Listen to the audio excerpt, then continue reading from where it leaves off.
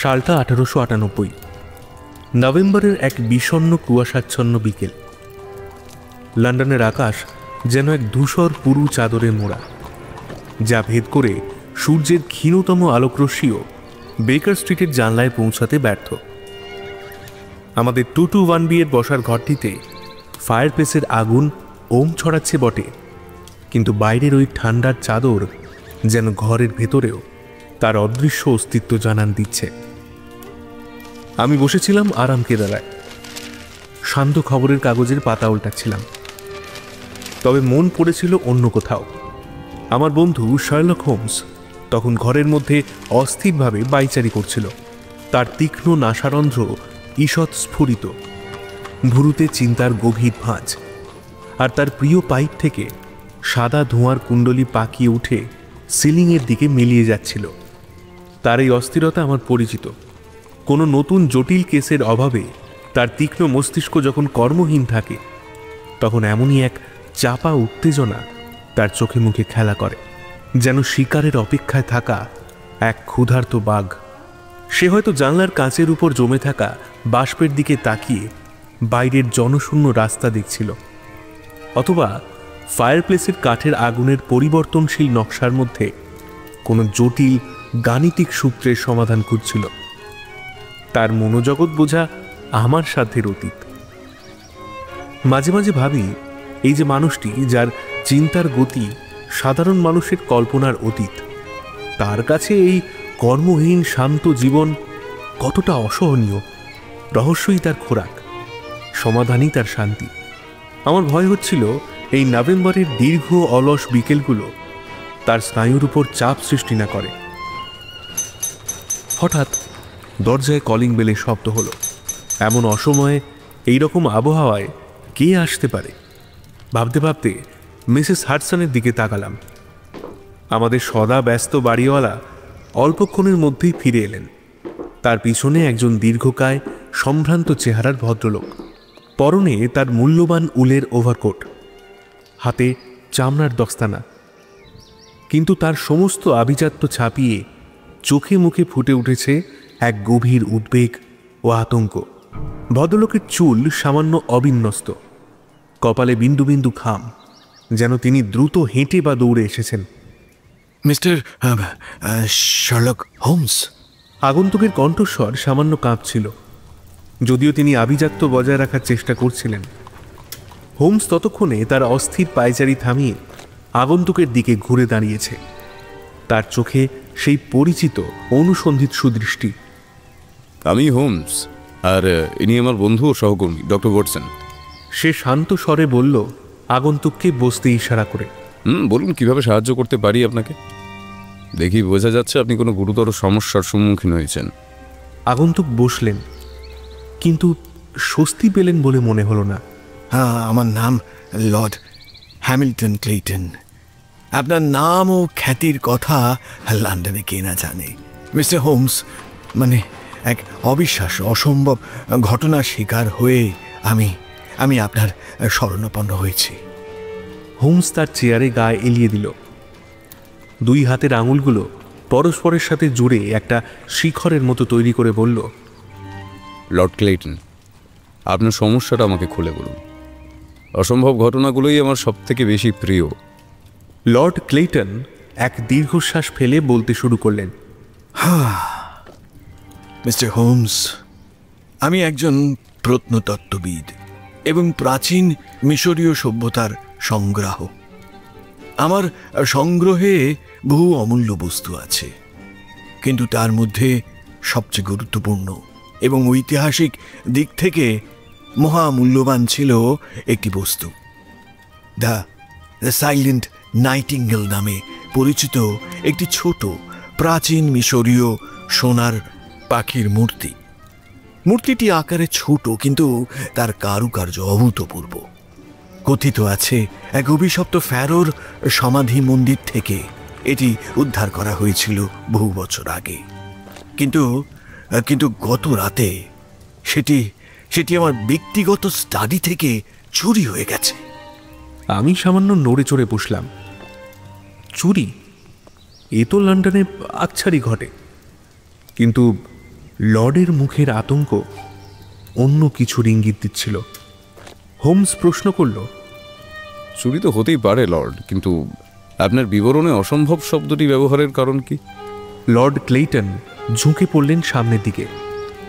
তার কণ্ঠস্বর ফিসফিসে শোনাল, কারণ মিস্টার হোমস, মূর্তিটি রাখা ছিল আমার স্টাডির একটি বিশেষভাবে নির্মিত অত্যাধুনিক নিরাপত্তা ব্যবস্থাযুক্ত কাঁচের বাক্সে। সেই বাক্স ভাঙা হয়নি, অ্যালার্ম 1 সেকেন্ডের জন্য বাজেনি। ঘরে জোর করে ঢোকার কোনো চিহ্ন মাত্র নেই। জানলা দরজা সব ভেতর থেকে বন্ধ ছিল, যেমন থাকার কথা। অথচ আজ সকালে উঠে দেখি বাক্স খালি। মূর্তিটি যেন বাতাসে মিলিয়ে গেছে। ঘরের নিস্তব্ধতা যেন আরো গভীর হলো। ফায়ারপ্লেসে কাঠ ফাটার শব্দ ছাড়া আর কোনো আওয়াজ নেই। এ সত্যিই এক অদ্ভুত পরিস্থিতি। হোমস তীক্ষ্ণ দৃষ্টিতে লর্ড ক্লেইটনের দিকে তাকিয়েছিল। ঘটনার সময়, অর্থাৎ গত রাতে, আপনার স্টাডিতে কারা কারা প্রবেশ করেছিলেন বা কার কার প্রবেশাধিকার ছিল? লর্ড ক্লেইটন বললেন, গত রাতে আমি আমার স্টাডিতে কয়েকজন অতিথিকে আমন্ত্রণ জানিয়েছিলাম। তারা হলেন, তিনি এক এক করে নাম বলতে লাগলেন।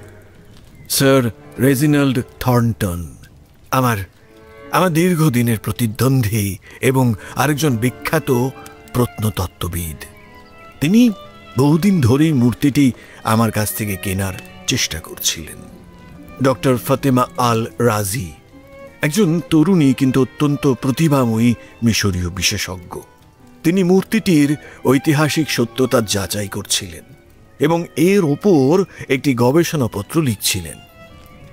আর্থার ক্লেইটন আমার নিজের ভাইপো। ছেলেটা প্রতিভাবান, কিন্তু প্রচুর ঋণে জর্জরিত এবং জুয়া খেলার কুঅভ্যেস আছে বলে শুনেছি। আর ছিলেন আমার বিশ্বস্ত গৃহপরিচারক মিস্টার ফিলবি। তিনি প্রায় 40 বছর ধরে আমাদের পরিবারে কাজ করছেন এবং আমার অত্যন্ত অনুগত। ঘটনার সময় তিনি অতিথিদের পানীয় পরিবেশন করছিলেন। লর্ড ক্লেইটন থামলেন। এরা সকলেই কোনো না কোনো সময় স্টাডিতে উপস্থিত ছিলেন, কিন্তু কে এমন অসম্ভব কাজ করতে পারে আমি ভেবে পাচ্ছি না। হোমসের চোখে এক পরিচিত দীপ্তি জ্বলে উঠল। অলসতার মেঘ কেটে গিয়ে তার মস্তিষ্ক যেন পূর্ণ গতিতে চলতে শুরু করেছে। সে সোজা হয়ে বসল। হোমস প্রায় স্বগতোক্তির মতো বলল, অত্যন্ত আকর্ষণীয় একটি বন্ধ ঘর, অভেদ্য নিরাপত্তা, একাধিক সন্দেহভাজন যাদের প্রত্যেকেরই কিছু না কিছু মোটিভ থাকতে পারে, আর একটি অভিশপ্ত মিশরীয় মূর্তি। লর্ড ক্লেইটন, আপনার এই সমস্যাটি কিন্তু সাধারণ নয়। সে পাইপটা পুনরায় ধরিয়ে কয়েকটি টান দিয়ে বলল, বাক্সটির নিরাপত্তার ব্যবস্থা ঠিক কী ধরনের ছিল? অ্যালার্ম সিস্টেম কিভাবে কাজ করে, আর ঘরের নকশাটি কেমন? লর্ড ক্লেইটন যতটা সম্ভব বিস্তারিত জানালেন। হোমস অত্যন্ত মনোযোগ দিয়ে শুনল। মাঝে মাঝে এক একটি তীক্ষ্ণ প্রশ্ন করল, যা লর্ডের বর্ণনার গভীরে গিয়ে আঘাত হানছিল। অবশেষে হোমস বলল, লর্ড ক্লেইটন, আমি আপনার কেসটি গ্রহণ করলাম। এই রহস্যের সমাধান করাটা আমার জন্য এক প্রকার চ্যালেঞ্জ। তার কণ্ঠে উত্তেজনার স্পষ্ট আভাস। লর্ড ক্লেইটনের ফ্যাকাশে মুখে যেন কিছুটা রক্তের সঞ্চার হলো। তিনি প্রায় অস্ফুট স্বরে বললেন, ঈশ্বরকে ধন্যবাদ মিস্টার হোমস। আপনি আমার শেষ ভরসা। আপনার পারিশ্রমিকের বিষয়ে? হোমস হাত তুলে তাকে থামিয়ে দিল। পারিশ্রমিকের চিন্তা পরে হবে লর্ড। এখন সবথেকে জরুরি হলো ঘটনাস্থলে পৌঁছানো। বিলম্ব করার কোনো অর্থ হয় না, কিন্তু রহস্যের গন্ধ যখন তাজা থাকে তখনই তার উৎস খুঁজে বের করা সহজ। সে আমার দিকে ফিরল, চোখে সেই পরিচিত বিদ্যুতের ঝলক। ওয়াটসন, আমার মনে হচ্ছে আমাদের অলস বিকেলের অবসান ঘটলো, বুঝলে? একটা দারুণ অ্যাডভেঞ্চার অপেক্ষা করছে আমাদের জন্য। আমি সম্মতিসূচক মাথা নাড়লাম। হোমসের চোখে যখন এমন আলো জ্বলে, তখন আমি জানি সামনে এক অসাধারণ বুদ্ধির খেলা শুরু হতে চলেছে। হোমস পুনরায় লর্ড ক্লেইটনের দিকে ফিরল। আমরা এখনই আপনার ম্যানশনের দিকে রওনা দিতে প্রস্তুত। আপনি কি আমাদের জন্য অপেক্ষা করবেন, নাকি আপনার অন্য কোনো ব্যবস্থা আছে? আমি আমি এক্ষুনি বাড়ি ফিরে যাচ্ছি। লর্ড ক্লেটন উঠে দাঁড়াতে দাঁড়াতে বললেন, গাড়ি বাইরে অপেক্ষা করছে, আমি আপনাদের জন্য অপেক্ষা করব। ঠিকানাটা হলো। তিনি তার ম্যানশনের ঠিকানা জানালেন এবং একবার কৃতজ্ঞ দৃষ্টিতে হোমসের দিকে তাকিয়ে ঘর থেকে বেরিয়ে গেলেন। তার যাওয়ার পথের দিকে তাকিয়ে হোমস কয়েক মুহূর্ত স্থির রইল, যেন অদৃশ্য কোনো সূত্র বাতাসে খুঁজছে। লর্ড ক্লেটন চলে যাওয়ার পর হোমস এক মুহূর্ত সময় নষ্ট করল না। তার মধ্যেকার সেই শিকারী সত্তা যেন জেগে উঠেছে। সে আমার দিকে তাকিয়ে বলল, চলো বটসন, কোটটা পড়ে নাও। কুয়াশা যতই ঘন হোক, রহস্যের গভীরে আমাদের পৌঁছতেই হবে, বুঝলে? দেখা যাক এই দ্য সাইলেন্ট নাইটিঙ্গেল কতটা সাইলেন্টলি তার গান গেয়েছে। আমরা ওভারকোট চাপিয়ে নিলাম। দরজার বাইরে বেরিয়ে দেখি কুয়াশা যেন আরও ঘন হয়েছে। গ্যাসের আলো ম্রিয়মান হয়ে হলদেটে আভা ছড়াচ্ছে। সামনের রাস্তাটাও প্রায় অদৃশ্য। এই ঘন কুয়াশা যেন লর্ড ক্লেটনের রহস্যময় চুরির মতোই, এক দুর্ভেদ্য আবরণ যার পিছনে লুকিয়ে আছে কোনো অজানা সত্য। গাড়িতে উঠতে উঠতে আমি ভাবছিলাম, এই সাইলেন্ট নাইটিঙ্গেলের রহস্য ভেদ করতে গিয়ে শার্লক হোমসকে কোন কুয়াশার গভীরে ডুব দিতে হবে? উত্তরটা এখনো সময়ের গর্ভে।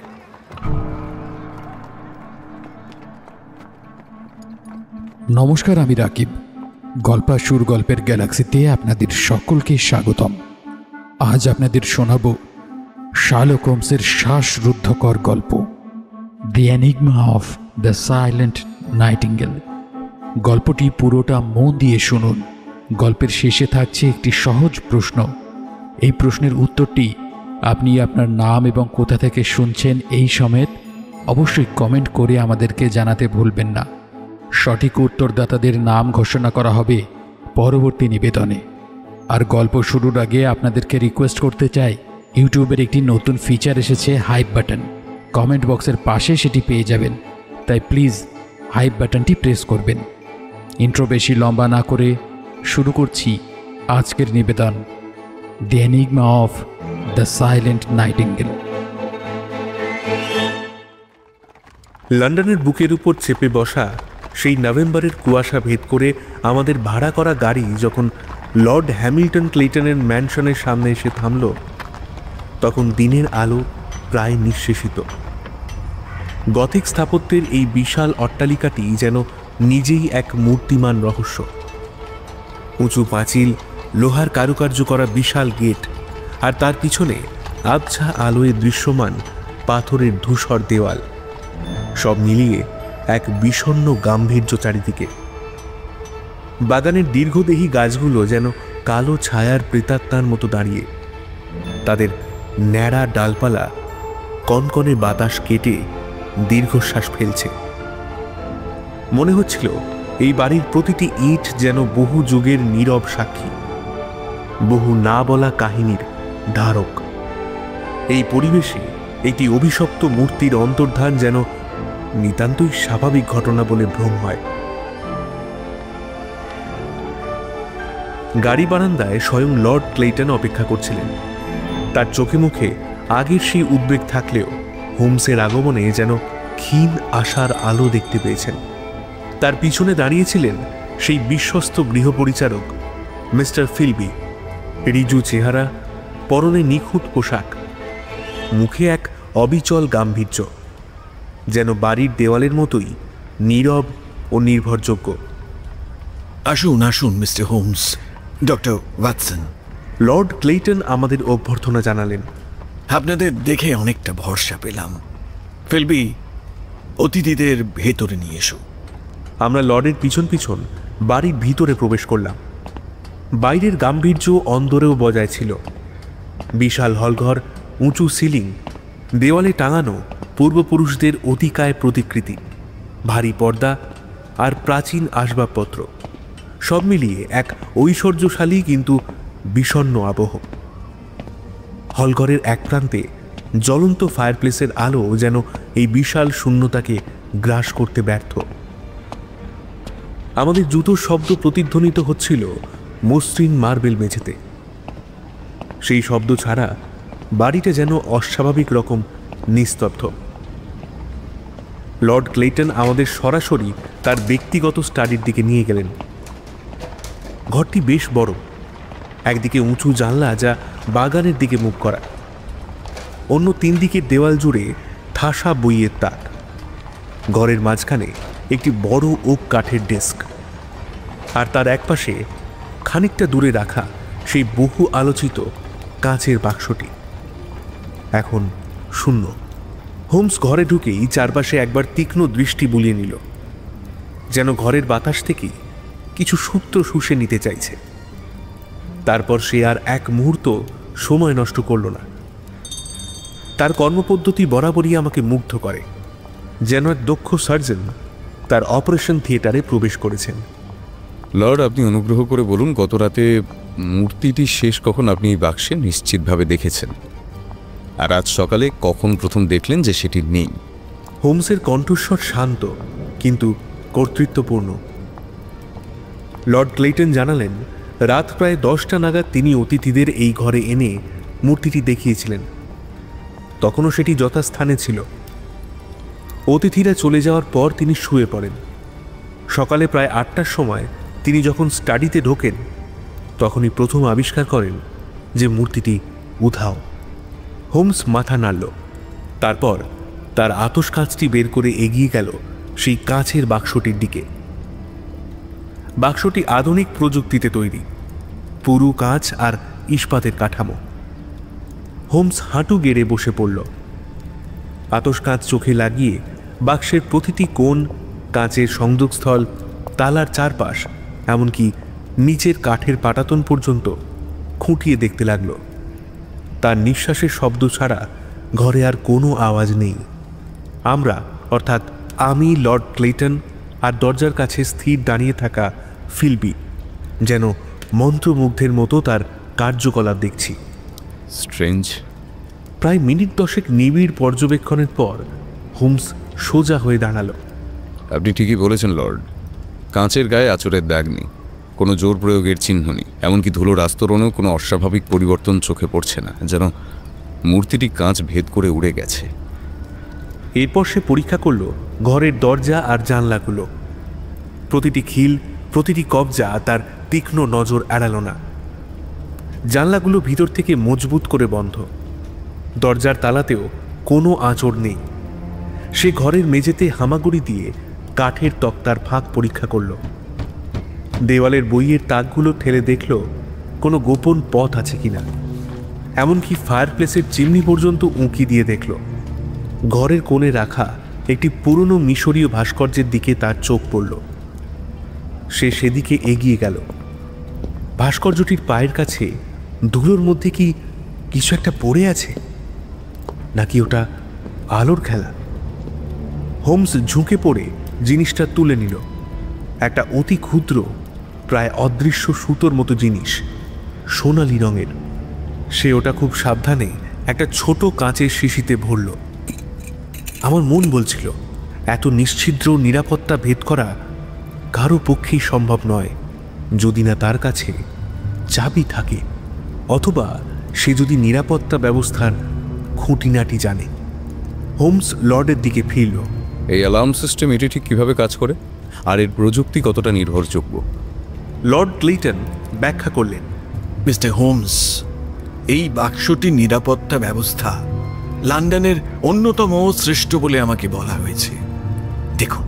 তিনি বাক্সের পাল্লার কিনারার দিকে নির্দেশ করলেন, যেখানে কাঁচ এবং ধাতব কাঠামোর সংযোগস্থল। এখানে এবং পাল্লার কবজার সংযোগস্থলে অত্যন্ত সংবেদনশীল ইলেকট্রিক্যাল সার্কিট স্থাপন করা আছে। যদি এই পাল্লাটি সামান্যতম খোলা হয় বা কাঁচ ভাঙার চেষ্টা করা হয়, তাহলে তৎক্ষণাৎ এই ঘরের কোণে রাখা ওই পেতলের ঘণ্টাটি বিকট শব্দে বেজে উঠবে, যা পুরো বাড়িতে শোনা যাবে। শুধু তাই নয়, ঘণ্টা বাজার সাথে সাথে একটি বৈদ্যুতিক সংকেত আমার শোবার ঘরে লাগানো একটি ইন্ডিকেটর লাইট জ্বালিয়ে দেয়। হ্যাঁ, এই ব্যবস্থাটি বসানোর সময় কারিগররা বলেছিল এটি এই সময়ের সবচেয়ে আধুনিক কৌশল। হোমস তীক্ষ্ণ দৃষ্টিতে পর্যবেক্ষণ করতে করতে প্রশ্ন করল, তাহলে এই অ্যালার্ম চালু বা বন্ধ করার উপায় কি? বাক্সের পাশে ওই যে কাঠের প্যানেলিং দেখছেন, ওর পেছনে একটি লুকোনো সুইচ বক্স আছে।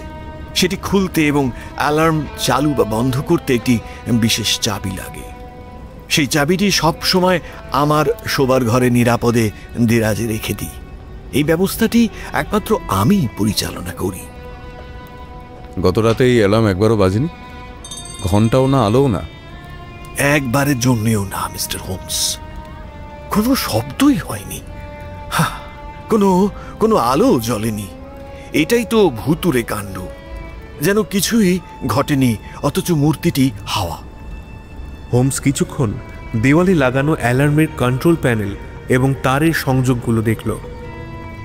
তারপর ডেস্কের উপর রাখা কাগজপত্রগুলো দ্রুত চোখ বুলিয়ে নিল। তার মুখ দেখে কিছুই বোঝার উপায় নেই। সে কোনো সূত্র পেয়েছে নাকি আরও বিভ্রান্ত হচ্ছে। মনে হচ্ছে অপরাধী কেবল সাহসী নয়, অত্যন্ত বুদ্ধিমান এবং সম্ভবত এই বাড়ির নিরাপত্তা ব্যবস্থা সম্পর্কে সম্পূর্ণ ওয়াকিবহাল। সে লর্ডের দিকে তাকিয়ে বলল, এই রহস্য সমাধানে গত রাতের অতিথিদের এবং মিস্টার ফিলবির বক্তব্য শোনা কিন্তু অত্যন্ত জরুরি। তারা কি এখন এখানে উপস্থিত আছেন লর্ড? অথবা তাদের কি ডেকে পাঠানো সম্ভব? যত তাড়াতাড়ি তাদের সঙ্গে কথা বলা যায় ততই মঙ্গল। লর্ড ক্লেইটন বললেন, ভয়ানক খবরটা পাওয়ার পরেই আমি তাদের সকলকেই খবর পাঠিয়েছিলাম এখানে আসার জন্য মিস্টার হোমস। আমার মনে হয়েছিল আপনার তদন্তের সুবিধার জন্য তাদের কাছাকাছি থাকা প্রয়োজন। স্যার রেজিনাল্ড এবং ডক্টর আল রাজি ইতিমধ্যেই এসে পৌঁছেছেন এবং আমার লাইব্রেরি ঘরে অপেক্ষা করছেন। আমার ভাইপো আর্থারও পথে, কিছুক্ষণের মধ্যেই এসে পড়ার কথা। ফিলবি তো এখানেই আছেন। হ্যাঁ। লর্ডের কণ্ঠে অসহায়তার সুর। তিনি যেন চাইছেন এই দুঃস্বপ্নের দ্রুত অবসান হোক। চমৎকার। হোমসের চোখে অনুমোদন ফুটল। তার কাছে সময়ের মূল্য অপরিসীম। তাহলে আর দেরি নয়, আমরা কি আপনার লাইব্রেরি ঘরেই কথা বলতে পারি নাকি এখানেই ভালো হবে? এইখানেই হোক মিস্টার হোমস, এই ঘরটাই যখন ঘটনার কেন্দ্রবিন্দু। হ্যাঁ, আমি আমি আমি বরং অন্য ঘরে অপেক্ষা করি, যাতে অতিথিরা আপনার সাথে খোলাখুলি কথা বলতে পারেন। হোমস তাতে সম্মতি জানালো। ফিলবি, তুমি প্রথমে স্যার রেজিনাল্ড থর্নটনকে এই ঘরে পাঠিয়ে দাও। ফিলবি মাথা ঝুঁকিয়ে নিঃশব্দে ঘর থেকে বেরিয়ে গেলেন। লর্ড ক্লেইটন ঘর থেকে বেরিয়ে যাওয়ার পর হোমস ডেস্কের পিছনে চেয়ারে গিয়ে বসল। তার তীক্ষ্ণ দৃষ্টি দরজার দিকে নিবদ্ধ। চেয়ারটায় বসে যেন সে ঘরের নিয়ন্ত্রণ নিজের হাতে তুলে নিল। আমি তার পাশে একটি চেয়ার টেনে নিয়ে নোটবুক তৈরি রাখলাম। পরিবেশটা থমথমে, যেন আদালতের কাঠগড়া। এবার শুরু হবে জিজ্ঞাসাবাদের পালা। মুখোশের আড়ালের মুখগুলো দেখার চেষ্টা, তাদের কথায় লুকিয়ে থাকা সত্য বা মিথ্যার কণা খুঁজে বের করার পালা। ফায়ারপ্লেসের আগুনটা যেন একটু বেশি শব্দ করে জ্বলছে এখন, অথবা হয়তো আমারই মনের ভুল। প্রথম জিজ্ঞাসাবাদের জন্য ঘরে প্রবেশ করলেন স্যার রেজিনাল্ড থর্নটন। হাতে একটি সুন্দর ছড়ি। তার দীর্ঘ শরীরী কাঠামোয় আভিজাত্য যেন সহজাত, কিন্তু মুখমণ্ডলে বিরক্তির রেখা স্পষ্ট। তিনি যেন এই পরিস্থিতিতে ডাক পেয়ে অত্যন্ত অপমানিত বোধ করছেন। মাথা উঁচু করে তিনি ঘরের চারদিকে একবার দেখে নিলেন, যেন পরিবেশটা তার মনোপুত হচ্ছে না। তিনি খানিকটা রুক্ষ স্বরেই শুরু করলেন, মিস্টার হোমস, লর্ড ক্লেইটন নিশ্চয়ই আপনাকে আমার পরিচয় দিয়েছেন। হ্যাঁ, এটা সত্যি যে আমি সাইলেন্ট নাইটেঙ্গেলস মূর্তিটি সংগ্রহ করতে অত্যন্ত আগ্রহী ছিলাম। একজন সংগ্রাহকের কাছে ওরকম একটি নির্দেশনের মূল্য অপরিসীম, কিন্তু তার অর্থ এই নয় যে আমি এই ধরনের ঘৃণ্য কাজের সাথে জড়িত থাকব। এটা ভাবাও আমার কাছে অপমানজনক। তার প্রতিটি শব্দ মেপে বলা, কিন্তু তার মধ্যে এক ধরনের আত্মরক্ষার প্রয়াস লক্ষ্য করলাম। হোমস তার ডেস্কের পিছনে স্থির হয়ে বসেছিল, তার দৃষ্টি থর্নটনের মুখের উপর নিবদ্ধ।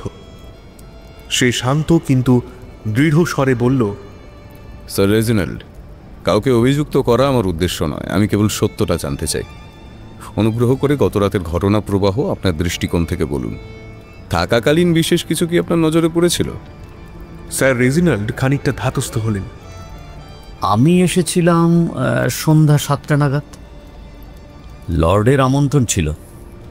কিছুক্ষণ সাধারণ কথাবার্তার পর আমরা এই স্টাডিতে আসি।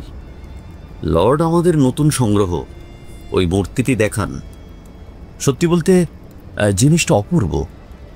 আমি লর্ডের সাথে ওটা নিয়ে বেশ কিছুক্ষণ আলোচনা করি। রাত প্রায় 10:30 নাগাদ আমি বিদায় নিই। আপনারা যখন মূর্তিটি দেখেছিলেন তখন কি লর্ড ক্লেটনের নিরাপত্তা ব্যবস্থা সম্পর্কে বিস্তারিত কিছু বলেছিলেন? ওই যে বৈদ্যুতিক সংযোগ, বিশেষ চাবি দিয়ে অ্যালার্ম চালু করার পদ্ধতি, এইসব? থর্নটন একটু ভাবলেন। হ্যাঁ, বলেছিলেন বটে। বেশ অত্যাধুনিক ব্যবস্থা বলেই মনে হয়েছিল। লর্ড বেশ গর্বের সাথেই ব্যাখ্যা করেছিলেন, যদিও আমার মনে হয় যে কোনো ব্যবস্থাতেই ফাঁক ফোকর থাকে। তার ঠোঁটের কোণে একটা আবছা তাচ্ছিল্যের হাসি ফুটে উঠল। আপনি কি বাক্সের খুব কাছাকাছি গিয়েছিলেন? হয়তো গঠনটা ভালো করে দেখার জন্যই আর কি। হ্যাঁ, গিয়েছিলাম। কাচের খুব কাছে গিয়ে কারুকার্যটা দেখছিলাম, কিন্তু স্পর্শ অবশ্যই করিনি। লর্ড পাশে দাঁড়িয়ে সব ব্যাখ্যা করছিলেন। ডাক্তার আল রাজিকেও খুব আগ্রহী মনে হচ্ছিল। তিনি প্রায় ঝুঁকে পড়ে দেখছিলেন। অন্য অতিথিদের মধ্যে অস্বাভাবিক কিছু লক্ষ্য করেছিলেন? ধরুন আর্থার ক্লেটন। থর্নটনের কপালে একটা ভাঁজ পড়ল। আর্থার? ছেলেটা কেমন যেন অস্থির ছিল। বেশিরভাগ সময় চুপচাপ এক কোণে বসেছিল। মাঝে মাঝে ঘর ছেড়ে বাইরে বারান্দার দিকে চলে যাচ্ছিল, যেন কারো জন্য অপেক্ষা করছে বা কিছু নিয়েও ছটফট করছে। একবার দেখছিলাম লর্ডের সাথে নিচু গলায় বেশ উত্তেজিতভাবে কথা বলতে। তারপর আবার বেরিয়ে গেল কিছুক্ষণ একা থাকার জন্য, যেন একটু হাওয়া খেতে। তাকে দেখে মনে হচ্ছিল সে কোনো মানসিক চাপের মধ্যে আছে। তাছাড়া তেমন কিছু না। মাঝে হঠাৎ তার সাথে ধাক্কা লাগে তাড়াহুড়োতে। তবে কথা ঠিক, লর্ডের সাথে তার সম্পর্কটা খুব সহজ নয় বলেই আমার ধারণা। হোমস আরও কিছু প্রশ্ন করল তার ব্যবসায়িক পরিস্থিতি, লর্ডের সাথে তার দীর্ঘদিনের প্রতিদ্বন্দ্বিতা এবং মূর্তিটি পাওয়ার জন্য তার আগ্রহের গভীরতা নিয়ে। স্যার রেজিনাল্ড সব উত্তর দিলেন আপাত শান্তভাবে, কিন্তু হোমসের তীক্ষ্ণ প্রশ্নের মুখে, তার অভিজাত মুখোশের আড়ালে অস্বস্তির ছায়া আমি স্পষ্ট দেখতে পাচ্ছিলাম।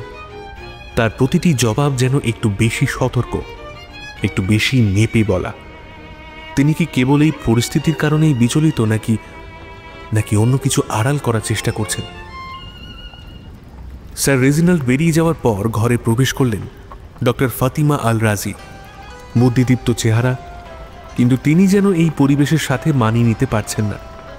তার হাঁটা চলায় একটা সংকোচ, যেন তিনি কোনো ভুল করে ফেলেছেন। আসুন ডক্টর আল রাজি।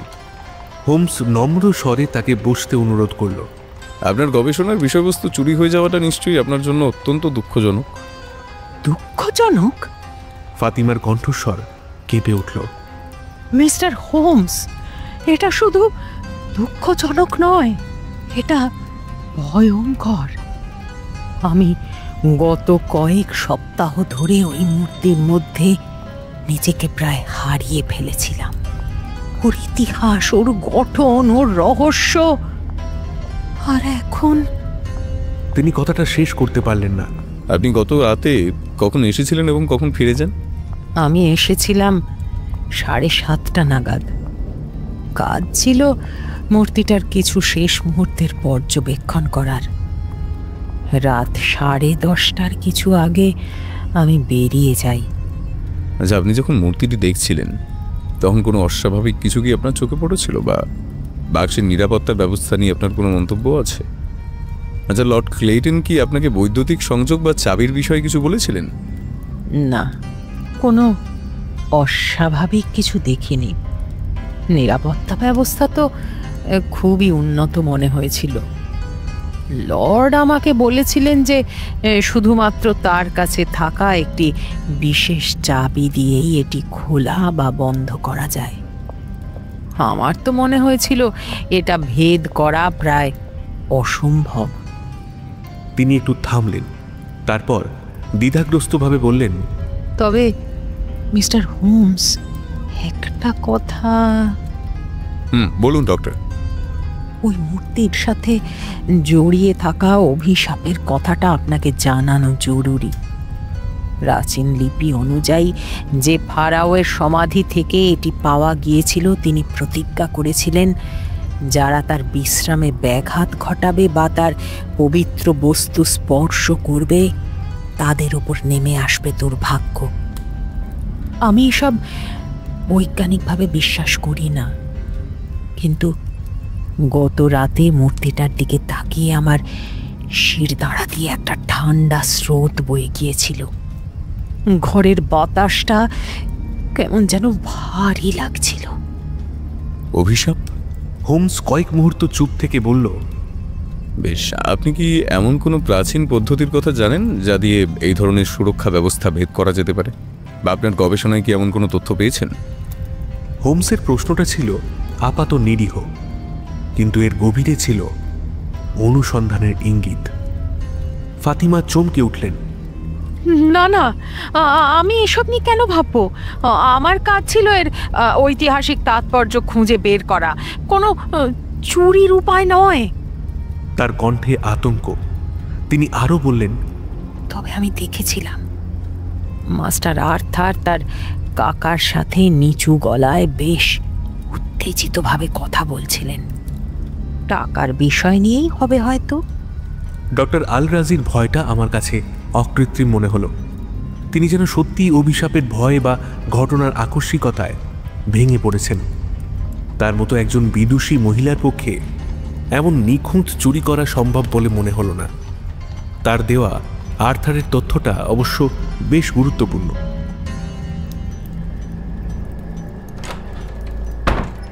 ঘরের দরজাটা প্রায় ঠেলে ঢুকলেন আর্থার ক্লেইটন।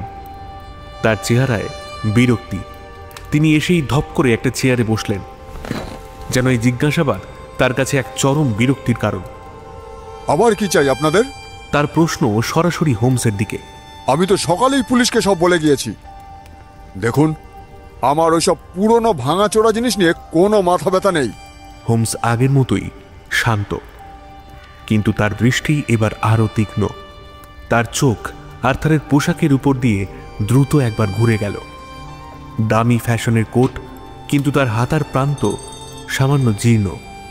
হাতে একটি আংটি, যা দেখে মনে হয় সেটি বহুল ব্যবহৃত এবং সম্ভবত তার আভিজাত্যের শেষ চিহ্নগুলোর একটি। হোমসের দৃষ্টি তার মুখে সামান্য ফোলা ভাব এবং চোখের নিচের কালিও এড়িয়ে গেল না, যা হয়তো অনিয়মিত জীবনযাপন বা দুশ্চিন্তার ফল। মিস্টার ক্লেইটন, আপনার ওই মূল্যবান মূর্তি নিয়ে মাথা ব্যথা নাই থাকতে পারে, কিন্তু আপনার বর্তমান পরিস্থিতি যে খুব একটা স্বস্তিদায়ক নয় তা আপনার ওই উদ্বিগ্ন চোখ, অবিন্যস্ত পোশাক এবং আপনার এই আত্মরক্ষামূলক আচরণই কিন্তু সাক্ষ্য দিচ্ছে। আর যদি খুব ভুল না করে থাকি আর কি, আপনার কোটের ভেতরের পকেট থেকে যে কাগজটির একটি কোণ উঁকি দিচ্ছে, ওটা কি গতকালের রেসিং ফর্ম নয়? তো এই সব মিলিয়ে আমার সাধারণ বুদ্ধি বলছে টাকার প্রয়োজনটা আপনার বেশ তীব্র, এবং ঘোড় দৌড়ের মাঠেও ভাগ্য আপনার উপর খুব একটা প্রসন্ন নয়। আর্থারের মুখ প্রথমে বিস্ময়ে, তারপর রাগে লাল হয়ে উঠল। সে যেন বিশ্বাস করতে পারছিল না যে এত সামান্য পর্যবেক্ষণ থেকে কেউ এত কিছু আঁচ করতে পারে। সে প্রায় চেঁচিয়ে উঠল, শুনুন, সেটা আমার ব্যক্তিগত ব্যাপার। এর সাথে এই চুরির কি সম্পর্ক? বলি, আপনি কি গোয়েন্দা নাকি ফরচুন টেলার? আর্থারের আকস্মিক ক্ষোভকে সম্পূর্ণ উপেক্ষা করে হোমস ঠান্ডা গলায় বলল, সম্পর্ক থাকতেই পারে মিস্টার ক্লেইটন। যখন বহুমূল্য কোনো বস্তু চোখের সামনে থেকে উধাও হয়ে যায়, তখন যার টাকার খুব প্রয়োজন তার দিকে সন্দেহের তীর স্বাভাবিকভাবেই ঘুরে যায়, বিশেষ করে যদি তার আচরণও। আর্থারের মুখ রাগে লাল হয়ে উঠল। সে প্রায় লাফিয়ে উঠল। হ্যাঁ, আমার টাকার দরকার আছে। তাতে কি প্রমাণ হয়? লন্ডনের অর্ধেক তরুণেরই টাকার দরকার। তাই বলে আমি আমার কাকার বাড়ি থেকে চুরি করব? আপনি কিন্তু আমাকে এবার অপমান করছেন। অপমান নয়, প্রশ্ন করছি। গত রাতে আপনি কখন এখান থেকে বেরোন, তারপর কোথায় গিয়েছিলেন, আজ সকাল পর্যন্ত আপনার গতিবিধি কি ছিল? আর্থার থতমত খেয়ে গেল। আমি 11টা নাগাদ বেরিয়েছিলাম গত রাতে। তারপর এক বন্ধুর বাড়িতে গিয়েছিলাম। সে বন্ধুর নাম বা ঠিকানা বলতে ইতস্তত করতে লাগলো। তার কথা জড়িয়ে যাচ্ছিল। আপনার কাকা যে বিশেষ চাবি দিয়ে অ্যালার্ম নিয়ন্ত্রণ করেন, সেই চাবি বা লুকোনো সুইচ সম্পর্কে আপনি কিছু জানতেন? না, আমি ওসবের কিছুই জানি না। কাকা ওসব নিয়ে আমার সাথে আলোচনা করেন না। আপনার কি অতি সম্প্রতি কোনো বড় অঙ্কের টাকার প্রয়োজন হয়েছিল, এমন কোনো অঙ্ক যা আপনাকে যে কোনো উপায় জোগাড় করতে বাধ্য করতে পারে? হোমসের কণ্ঠস্বর ছুরির ফলার মতো কেটে বসল। আর্থার ক্লেটন এবার আর নিজেকে সামলাতে পারল না। সে রাগে গজরাতে গজরাতে বলল, দেখুন, আমার যা বলার ছিল আমি বলেছি। আমার আর কিছু বলার নেই।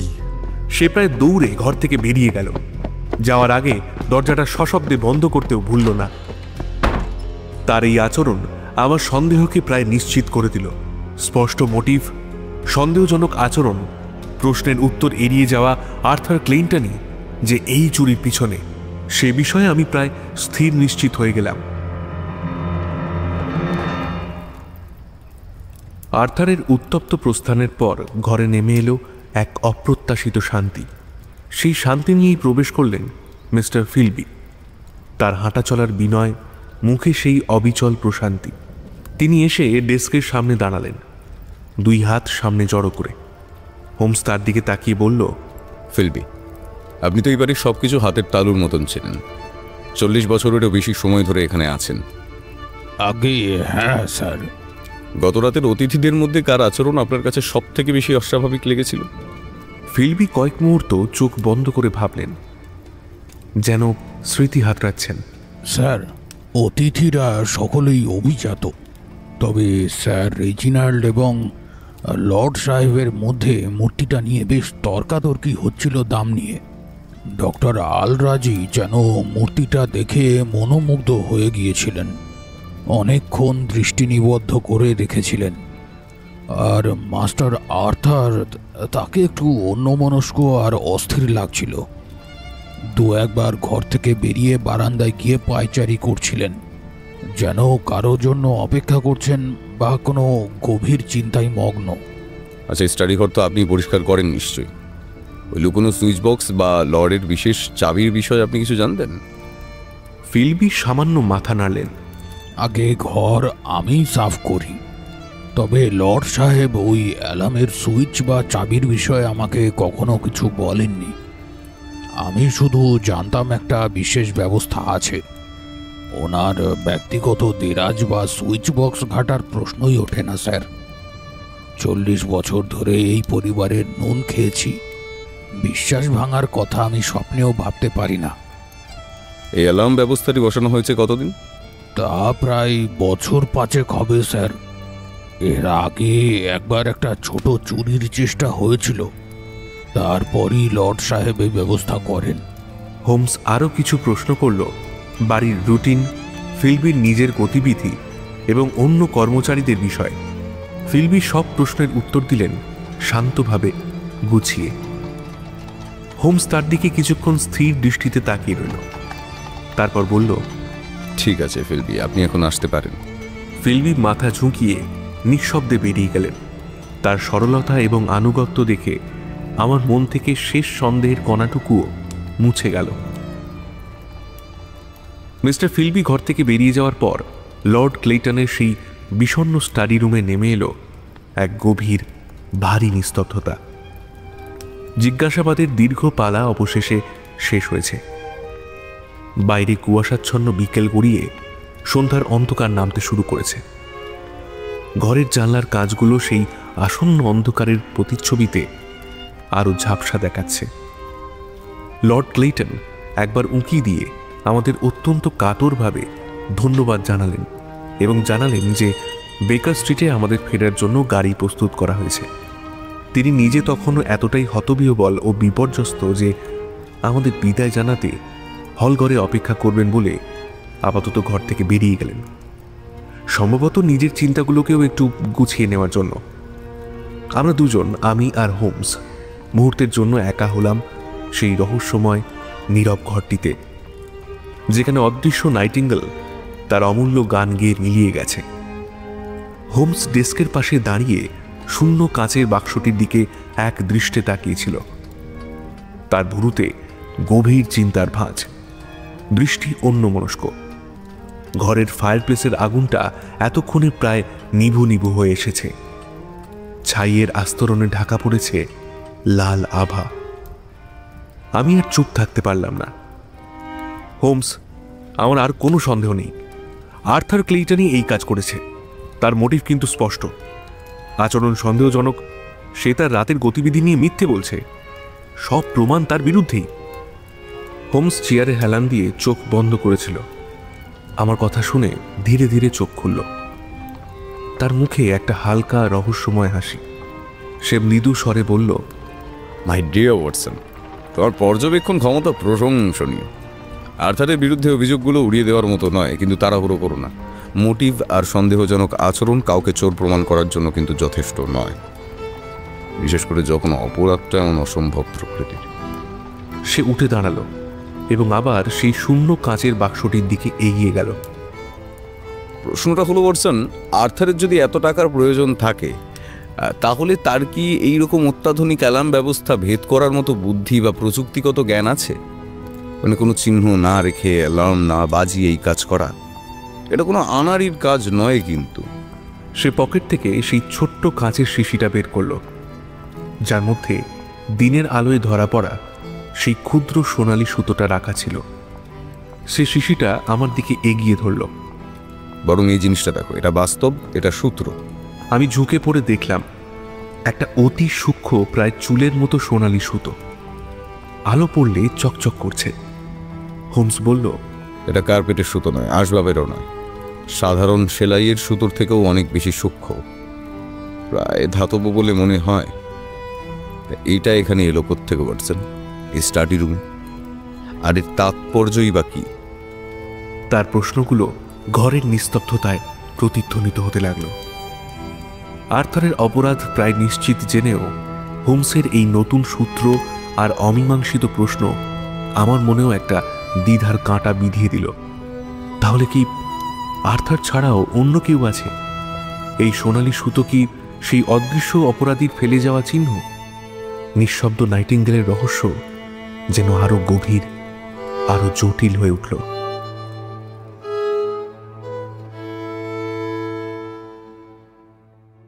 ক্লেইটন ম্যানশনের সেই থমথমে বিকেল আর বেকার স্ট্রিটে ফেরার পথে গাড়ির ভেতরের অদ্ভুত নীরবতা আমার স্মৃতিতে এখনো স্পষ্ট।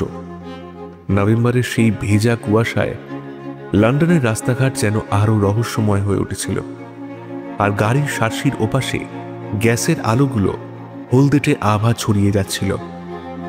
আর্থার ক্লেইটনের উপর আমার সন্দেহ তখন পাকা, কিন্তু হোমসের ঠোঁটের কোণে লেগে থাকা সেই আবছা হাসি আর আঙুলের ফাঁকে ধরা সোনালি সুতোটা আমার সব যুক্তির মধ্যে একটা কিন্তু রেখে দিচ্ছিল।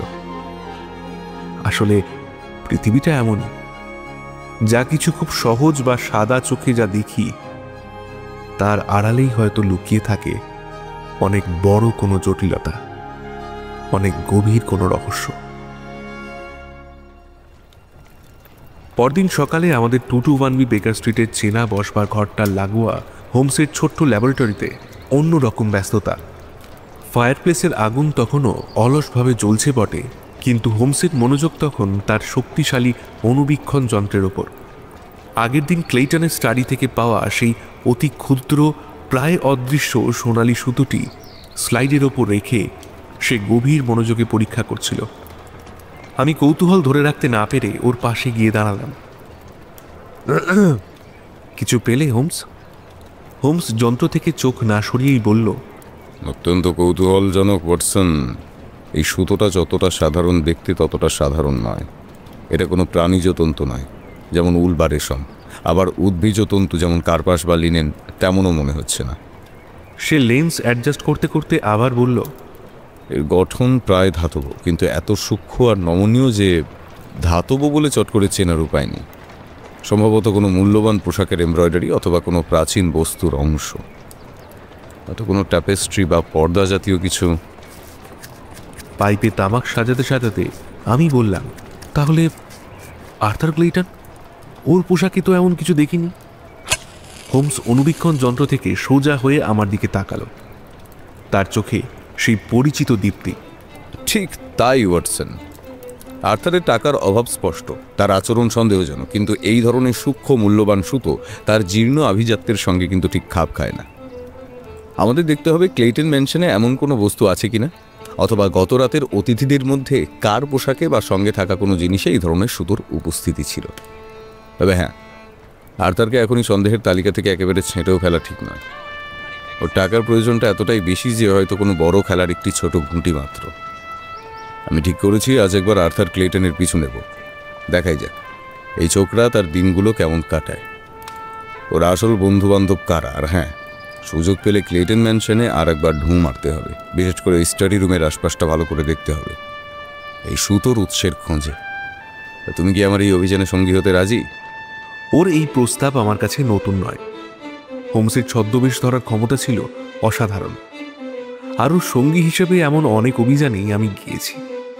আমি বললাম, অবশ্যই হোমস। আমার মধ্যেও একটা নতুন উত্তেজনা ছড়িয়ে পড়ল।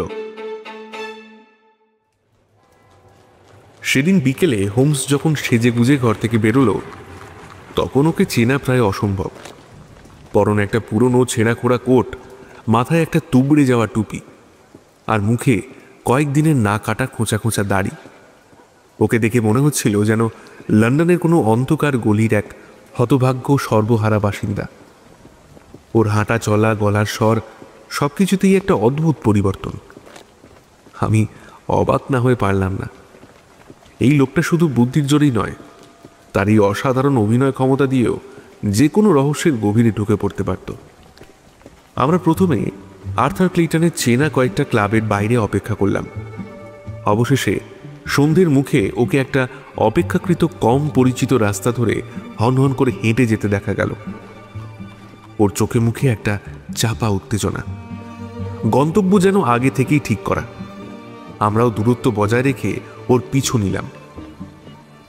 রাস্তাটা আমাদের নিয়ে গেল লন্ডনের এক অন্ধকার স্যাঁতস্যাঁতে পাড়ায়, যেখানে গ্যাসের আলো যেন ঠিক মতো পৌঁছতে পারে না। একটা ভাঙাচোরা বাড়ির নড়বড়ে দরজা ঠেলে আর্থার ভেতরে ঢুকে গেল। দরজার ফাঁক দিয়ে ভেসে আসছিল চাপা গুঞ্জন, কাঁচের গ্লাসের টুংটাং শব্দ আর তাস ফেলার আওয়াজ। এটা যে একটা বেআইনি জুয়ার ঠেক, তা বুঝতে আমার একটু অসুবিধা হলো না। হোমস দরজার পাহারাদারের সাথে ভাঙা ভাঙা কয়েকটা কথা বলল। কি বলল আমি শুনতে পাইনি, তবে ওর সেই নোংরা পোশাক আর হাবভাব নিশ্চয়ই পাহারাদারের মনে কোনো সন্দেহ জাগায়নি। এবং আমরাও সেই ধোঁয়া ধুলোয় ভরা হইচইয়ে ভর্তি ঘরটায় ঢুকতে পারলাম। ঘরের বাতাস সিগারেটের কড়া গন্ধে ভারী। বিভিন্ন বয়সের আর নানা ধরনের লোক সেখানে টাকার নেশায় বুঁদ হয়ে আছে। এক কোণের টেবিলে আর্থার ক্লেইটনকে বসে থাকতে দেখলাম। ওর সামনে তাস ছড়ানো, আর ওর মুখের প্রতিটি রেখায় ফুটে উঠেছে চূড়ান্ত দুশ্চিন্তা আর মরিয়া ভাব। একবার জিতছে তো 3 বার হারছে। পকেট থেকে একের পর এক নোট বেরিয়ে যাচ্ছে, আর কপাল বেয়ে ঘাম গড়াচ্ছে। আমরা একটা অন্ধকার কোণে দাঁড়িয়ে চুপচাপ দেখতে লাগলাম। সময় যত গড়াচ্ছে, আর্থারের অবস্থা ততই খারাপ হচ্ছে। মুখ ফ্যাকাশে, চোখ লাল, হাত কাঁপছে। বোঝা যাচ্ছিল ও ওর সাধ্যের বাইরে খেলছে, হয়তো কোনো বড় ধার শোধ করার মরিয়া চেষ্টায়, অথবা নতুন কোনো দেনার ফাঁদে জড়িয়ে পড়ার ভয়। এই দৃশ্য দেখতে দেখতে আমার মনটা কেমন যেন মুচড়ে উঠল। মানুষের এই অসহায়তা, লোভ আর জেনে শুনে ভুলের দিকে এগিয়ে যাওয়া, এ যেন এক চিরকালের ট্র্যাজেডি।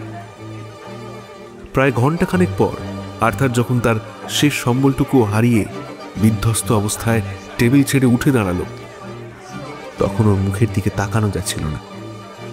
এক রাশ হতাশা আর রাগ নিয়ে ও টলতে টলতে ঘর থেকে বেরিয়ে গেল। হোমস আমার দিকে তাকিয়ে ইশারা করল।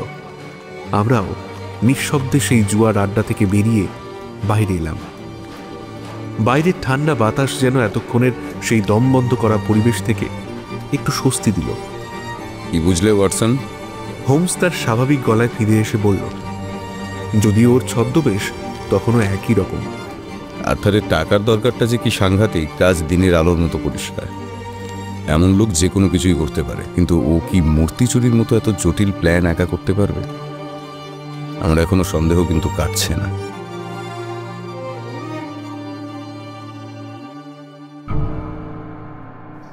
পরদিন সকালে আমরা আবার লর্ড ক্লেটনের ম্যানশনে হাজির হলাম। লর্ড আমাদের দেখে কিছুটা ভরসা পেলেন, কিন্তু তার মুখের দুশ্চিন্তার মেঘ তখনও কাটেনি।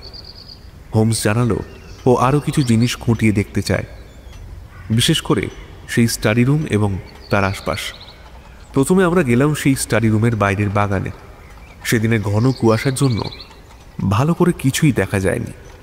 হোমস জানলার ঠিক নিচের নরম মাটির ওপর ঝুঁকে পড়ে আতশ কাঁচ দিয়ে পরীক্ষা করতে লাগলো।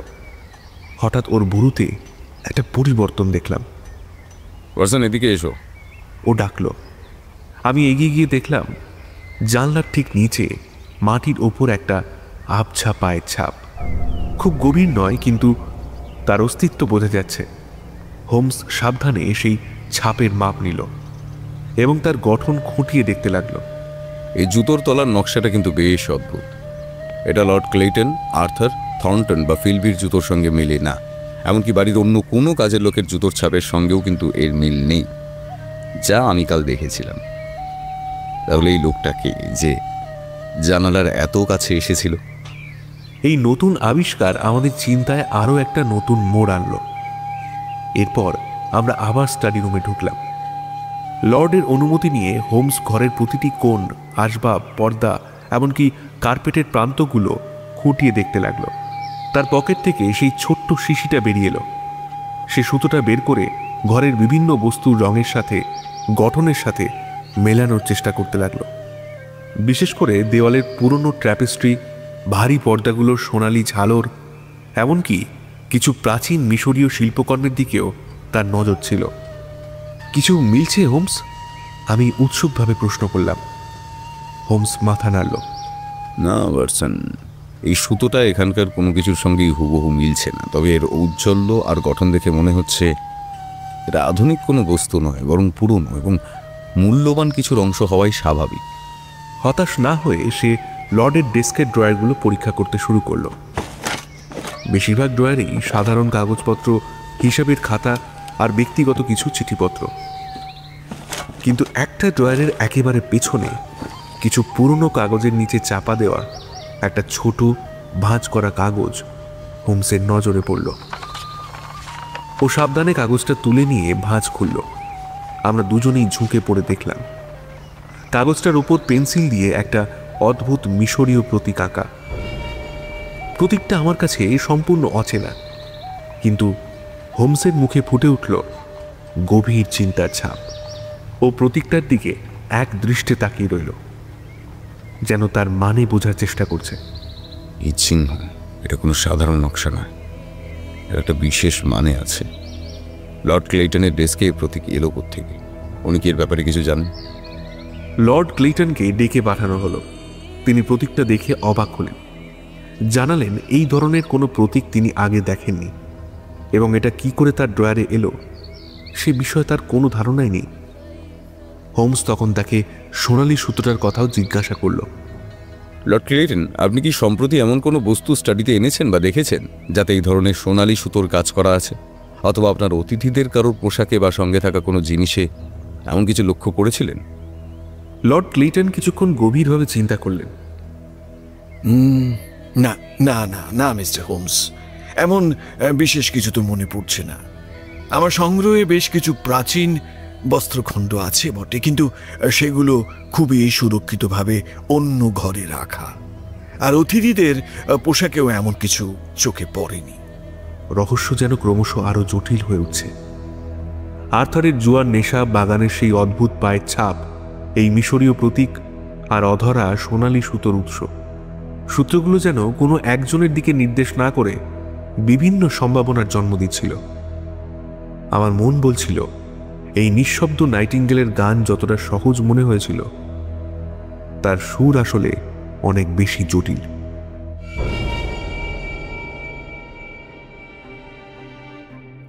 ক্লেটন ম্যানর থেকে সেদিন বেকার স্ট্রিটে ফেরার পথে আমার মন নানা প্রশ্নে ভারাক্রান্ত ছিল। সব মিলিয়ে রহস্যটা যেন আরো জটিল হয়ে উঠছিল। হোমস বেশিরভাগ পথটাই চুপচাপ ছিল, তার দৃষ্টি বাইরের কুয়াশাচ্ছন্ন রাস্তার দিকে নিবদ্ধ। কিন্তু আমি বুঝতে পারছিলাম তার মস্তিষ্কের ভেতরে তখন অসংখ্য চিন্তার স্রোত বয়ে চলেছে। বেকার স্ট্রিটে ফিরেও কয়েকটা দিন আমরা এই কেসের বিভিন্ন দিক নিয়ে আলোচনা করলাম। হোমস তার নিজস্ব কিছু সূত্র কাজে লাগিয়ে স্যার রেজিনাল্ড থর্নটনের গতিবিধির ওপরও গোপনে নজর রাখছিল।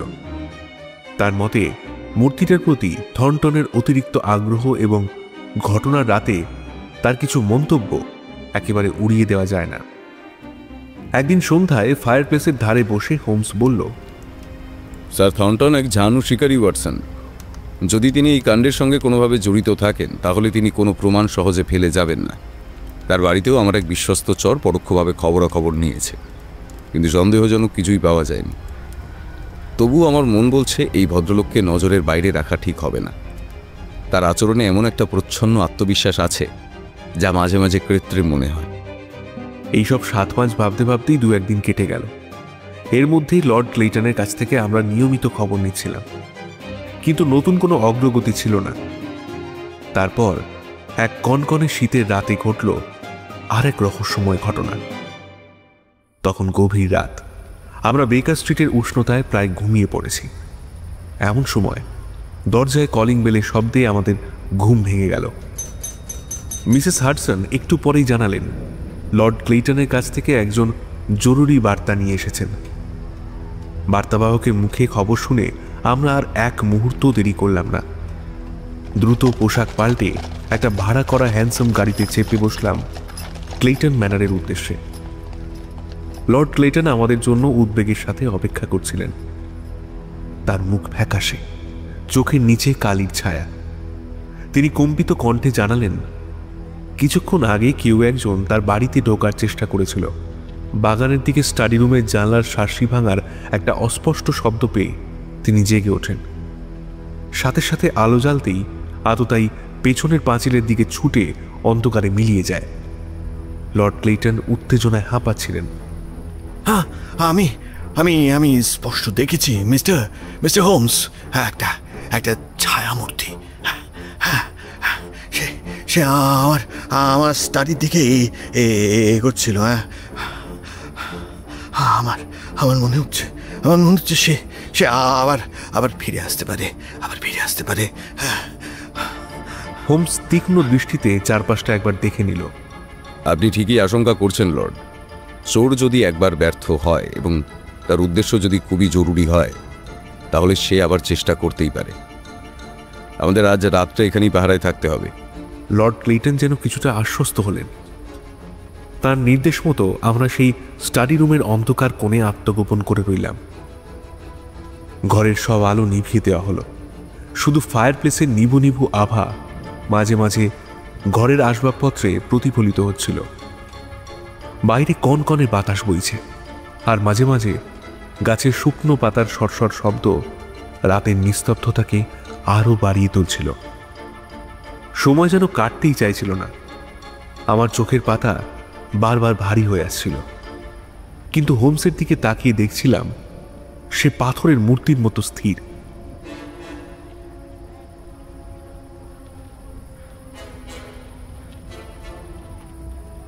তার সমস্ত ইন্দ্রিয় সজাগ। অবশেষে রাত প্রায় 2টো কি 2:30 হবে।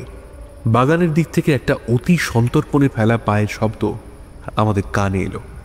কেউ যেন শুকনো পাতা মারিয়ে খুব সাবধানে এগিয়ে আসছে।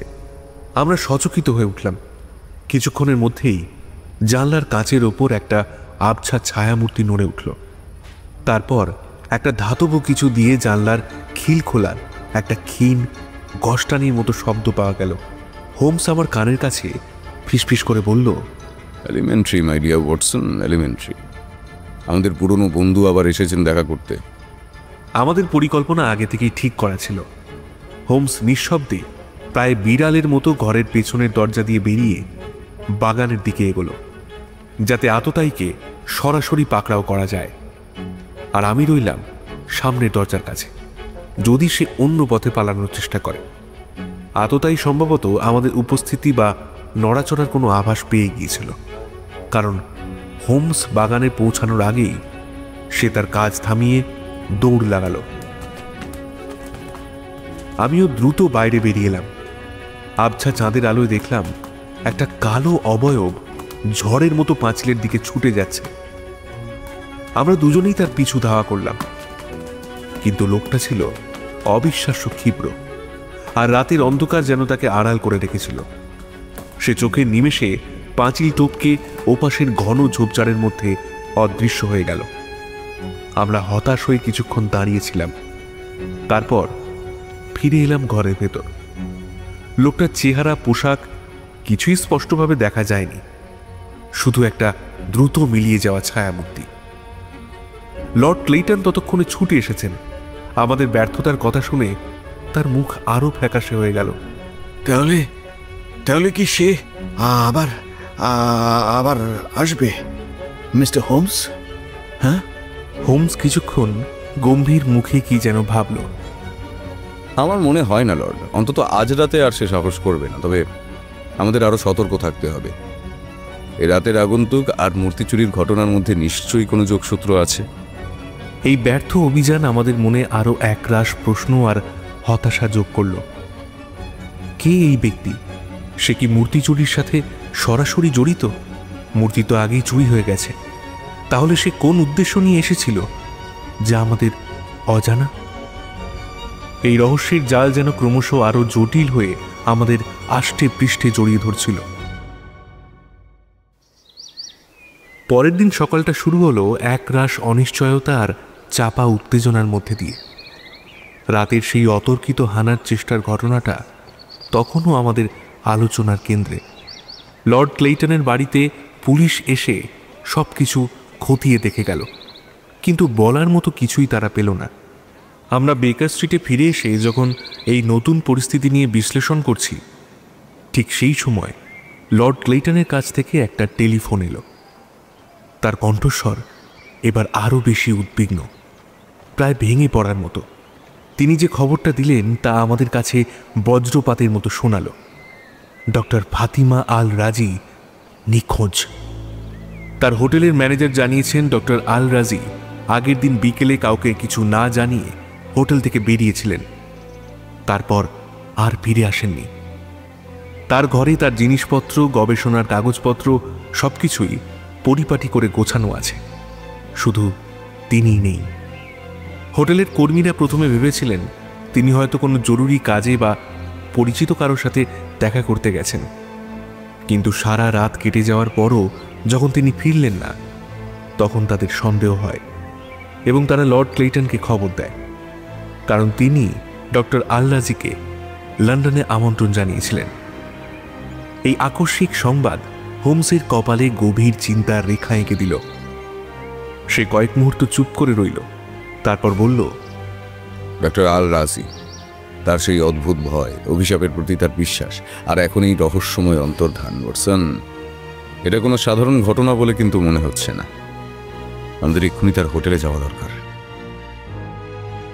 আমরা আর দেরি না করে ডক্টর আল রাজির হোটেলে পৌঁছলাম। পুলিশ ইতিমধ্যেই ঘরটা একবার দেখে গেছে, কিন্তু তারা বিশেষ কোনো সূত্র খুঁজে পায়নি। হোমসের অনুরোধে হোটেলের ম্যানেজার আমাদের ডক্টর আল রাজির ঘরটা দেখার অনুমতি দিলেন। ঘরটা সাধারণ, ছিমছাম। একপাশে একটা লেখার টেবিল, তার উপর কিছু বই আর কাগজপত্র ছড়ানো, বিছানা পরিপাটি করে গোছানো। ঘরের কোথাও কোনো ধস্তাধস্তির চিহ্ন বা অস্বাভাবিক কিছু আমাদের চোখে পড়ল না। হোমস ঘরের প্রতিটি জিনিস, প্রতিটি কোণ খুঁটিয়ে খুঁটিয়ে দেখতে লাগলো। সে ডক্টর আল রাজির বইয়ের তাক, লেখার টেবিলের ড্রয়ার, এমনকি তার ওয়ার্ড্রপটাও পরীক্ষা করল। তার দৃষ্টি তীক্ষ্ণ, প্রতিটি ছোটখাটো জিনিসের ওপরও সে সমান গুরুত্ব দিচ্ছিল। আমি ওর পাশে দাঁড়িয়ে দেখছিলাম, আর ভাবছিলাম এই সাধারণ দেখতে ঘরটার মধ্যে এমন কি রহস্য লুকিয়ে থাকতে পারে। হঠাৎ লেখার টেবিলের ওপর রাখা একটা খোলা বইয়ের দিকে হোমসের চোখ আটকে গেল। বইটা ছিল মিশরীয় পুরাতত্ত্বের ওপর লেখা একটি বেশ পুরু গবেষণামূলক গ্রন্থ। হোমস বইটা হাতে তুলে নিল এবং যে পাতাটা খোলা ছিল সেটার মার্জিনের দিকে অপলক দৃষ্টিতে তাকিয়ে রইল। আমি ঝুঁকে পড়ে দেখলাম পাতার মার্জিনে পেন্সিল দিয়ে কিছু অদ্ভুত ছোট ছোট সাংকেতিক চিহ্ন আঁকা রয়েছে, যেন কেউ খুব তাড়াহুড়ো করে সংক্ষেপে কিছু নোট করে রেখেছে। চিহ্নগুলো কিছুটা মিশরীয় হায়ারোগ্লিফের মতো দেখতে হলেও কোনো পরিচিত বা প্রথাগত লিপির সাথে তাদের হুবহু মিল খুঁজে পাওয়া যাচ্ছিল না। হোমস অত্যন্ত সাবধানে, যাতে সামান্যতম ক্ষতি না হয়, সেই পাতাটি বই থেকে আলগা করে নিল। তার মুখে ফুটে উঠল এক চাপা উত্তেজনা। সে প্রায় ফিসফিস করে বলল, ওয়াটসন, আমার মনে হচ্ছে আমরা একটা অত্যন্ত গুরুত্বপূর্ণ সূত্রের সন্ধান পেয়েছি। এই সাংকেতিক লিপি, এর মধ্যেই হয়তো লুকিয়ে আছে নিঃশব্দ নাইটিঙ্গেলের অন্তর্ধান রহস্যের চাবিকাঠি এবং সম্ভবত ডক্টর আল রাজির নিরুদ্দেশের কারণ। ডক্টর ফাতিমা আল রাজির এই আকস্মিক অন্তর্ধান এবং তার ঘরে পাওয়া এই দুর্বোধ্য সাংকেতিক লিপিগুলো আমাদের তদন্তকে এক সম্পূর্ণ নতুন এবং অভাবনীয় দিকে চালিত করল। সমস্ত বিক্ষিপ্ত ঘটনাগুলোর সাথে ডক্টর আল রাজির নিখোঁজ হওয়া এবং এই সাংকেতিক লিপির কি নিগূঢ় সম্পর্ক থাকতে পারে তা তখনও আমাদের কাছে একটা বিশাল ধাঁধার মতো। বিভ্রান্তির জাল যেন আরো বিস্তৃত, আরো জটিল হয়ে আমাদের ঘিরে ধরছিল। বেকার স্ট্রিটে ফেরার পথে আমি হোমসের মুখের দিকে তাকালাম। তার চোখ তখনও সেই সাংকেতিক লিপিখণ্ডের উপর স্থির, যেন সে এক প্রাচীন বিস্তৃতপ্রায় সভ্যতার গুপ্ত ভাষার পাঠোদ্ধারে আত্মমগ্ন। আমি জানতাম এই নতুন সূত্র তাকে এক মুহূর্তের জন্য স্বস্তি দেবে না, যতক্ষণ না সে এর শেষ দেখতে পাচ্ছে, যতক্ষণ না এই নিঃশব্দ নাইটিঙ্গেলের গান এবং তার নীরব হয়ে যাওয়ার পিছনের আসল সত্যটা উন্মোচিত হচ্ছে।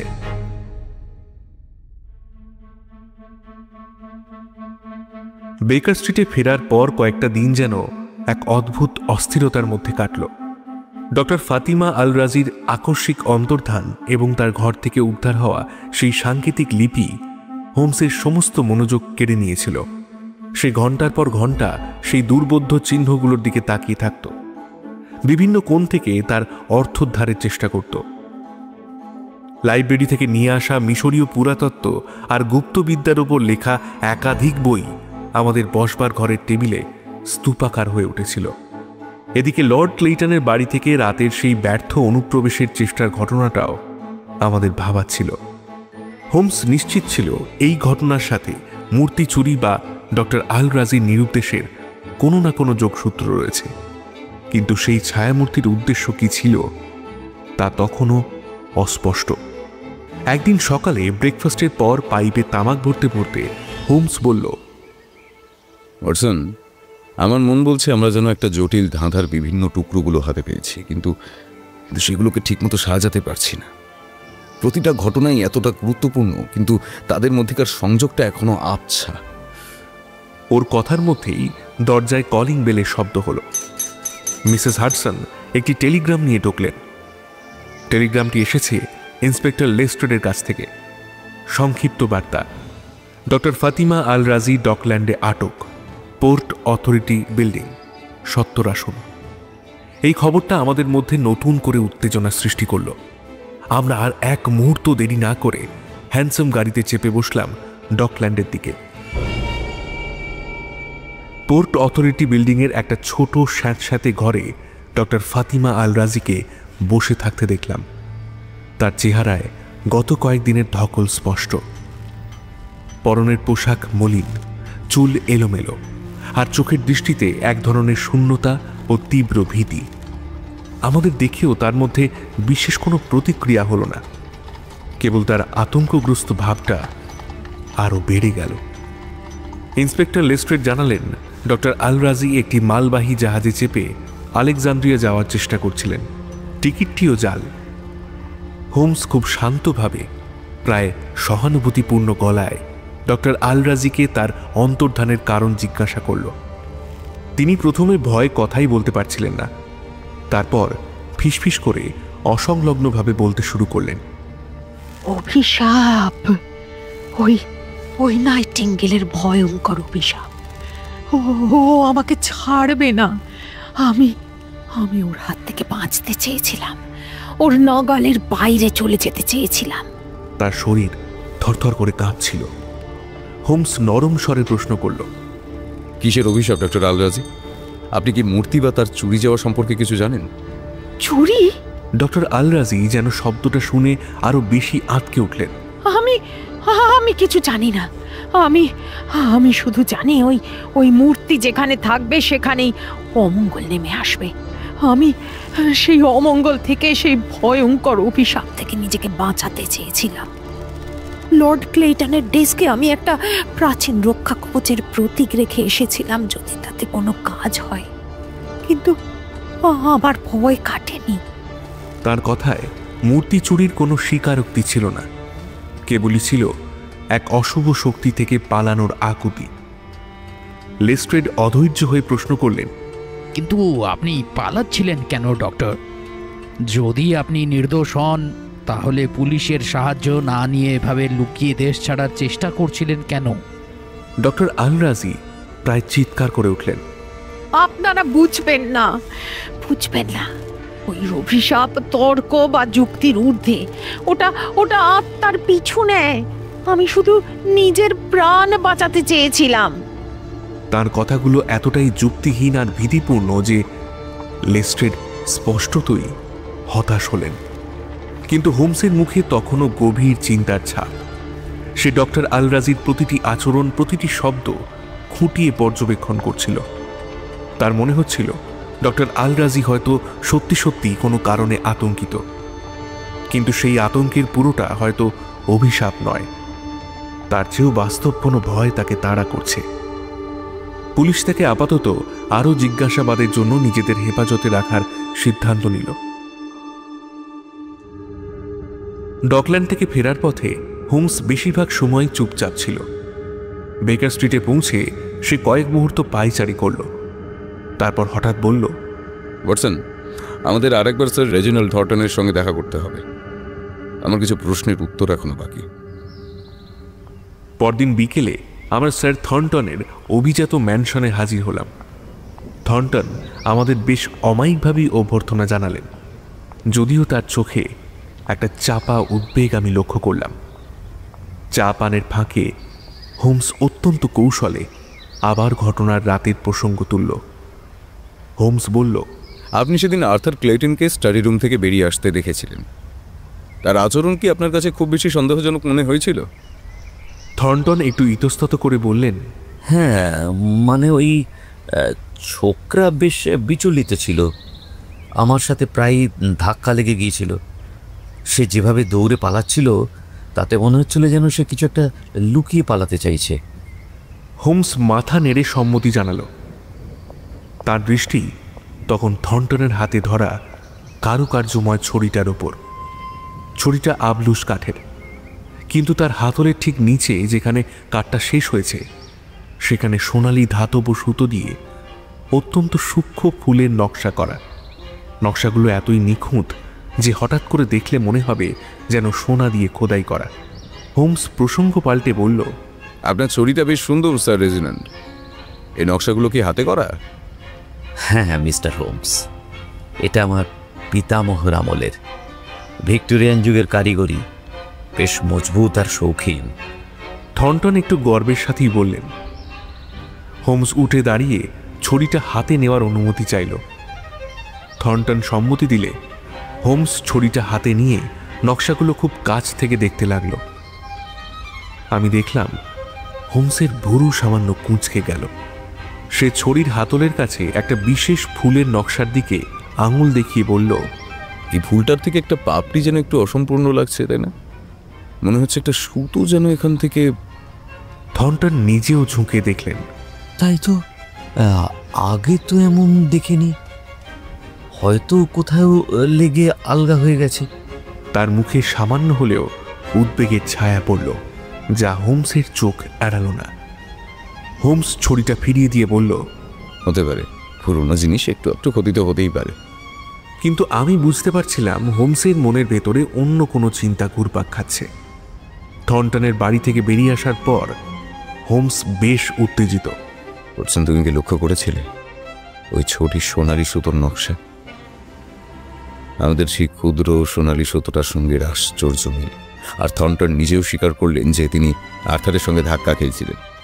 তার মানে সেই ধাক্কাধাক্কির সময় তার ছড়ি থেকে সুতোটা ছিঁড়ে পড়তে পারে। তাহলে কি থর্নটনই? আমি বাক্য শেষ করতে পারলাম না। এখনই এত সহজে কোনো সিদ্ধান্তে আসা ঠিক হবে না ওয়াটসন, কিন্তু থর্নটন যে কিছু একটা লুকোচ্ছেন তাতে কোনো সন্দেহ নেই। তিনি হয়তো আর্থারকে চোর হিসেবে প্রমাণ করে নিজের কোনো সুবিধা আদায় করতে চাইছেন, কিন্তু তিনি মূর্তি চুরির মুড হোতা কিনা সেটা এখনো প্রমাণ সাপেক্ষ। স্যার রেজিনাল্ড থর্নটনের ওপর আমার সন্দেহ আরো দৃঢ় হল। সোনালি সুতোটা এখন একটা গুরুত্বপূর্ণ প্রমাণ হিসেবে আমাদের হাতে।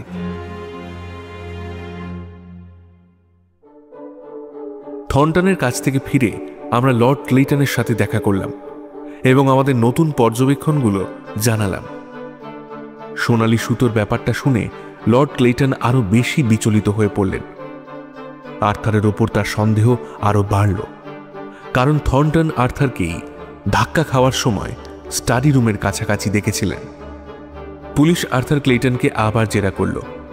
তার জুয়ার দেনার পরিমাণ এবং ঘটনার রাতে তার অস্থির আচরণের কারণে সে ক্রমশ কোণঠাসা হয়ে পড়ছিল, কিন্তু সে তখনও তার অপরাধ স্বীকার করল না। শুধু বলল যে সে টাকার জন্য খুব চিন্তিত ছিল।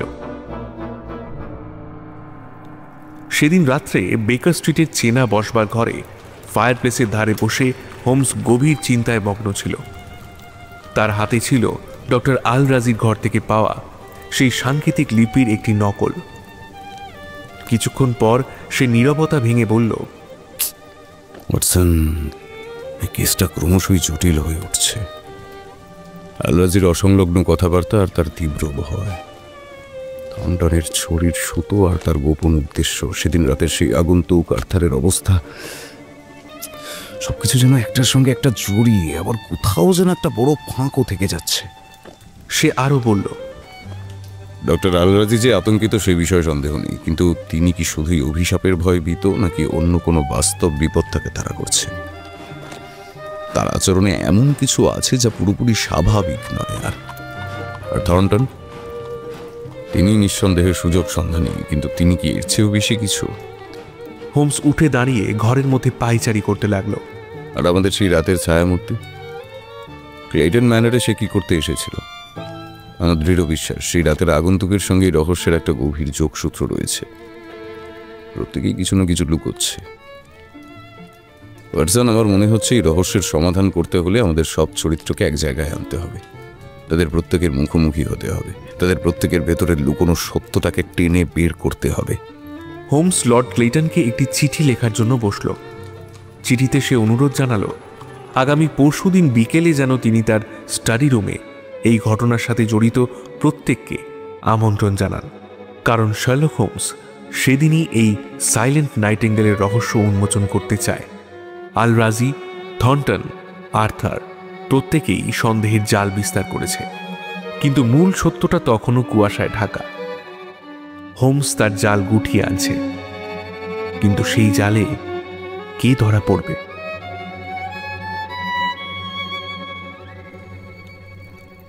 হোমসের চিঠি পেয়ে লর্ড হ্যামিল্টন ক্লেইটনের স্টাডি রুমে পরশুদিন বিকেল নাগাদ এক অদ্ভুত সমাবেশের আয়োজন করা হয়েছিল। নভেম্বরের পড়ন্ত বিকেলের ম্রিয়মান আলোয় ঘরটার বিশালত্ব যেন আরো বেশি করে অনুভূত হচ্ছিল। ফায়ারপ্লেসে আগুন জ্বলছিল বটে, কিন্তু ঘরের বাতাসে এক অজানা আশঙ্কার হিমশীতল স্রোত বয়ে যাচ্ছিল। লর্ড ক্লেইটন নিজে একটি আরাম কেদারায় বসেছিলেন, তার মুখে গভীর উদ্বেগ ও ক্লান্তির ছাপ। তার পাশে কিছুটা দূরত্ব বজায় রেখে দাঁড়িয়েছিলেন স্যার রেজিনাল্ড থর্নটন। তার অভিজাত মুখে বিরক্তির রেখা স্পষ্ট, হাতে সেই কারুকার্যময় ছড়ি। আর্থার ক্লেইটন এক কোণে দেওয়ালে হেলান দিয়ে দাঁড়িয়েছিলেন। তার দৃষ্টি শূন্য, চেহারায় রাত জাগার ক্লান্তি আর চাপা ভয়।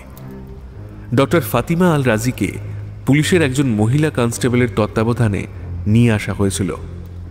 তিনি একটি চেয়ারে পাথরের মূর্তির মতো বসেছিলেন।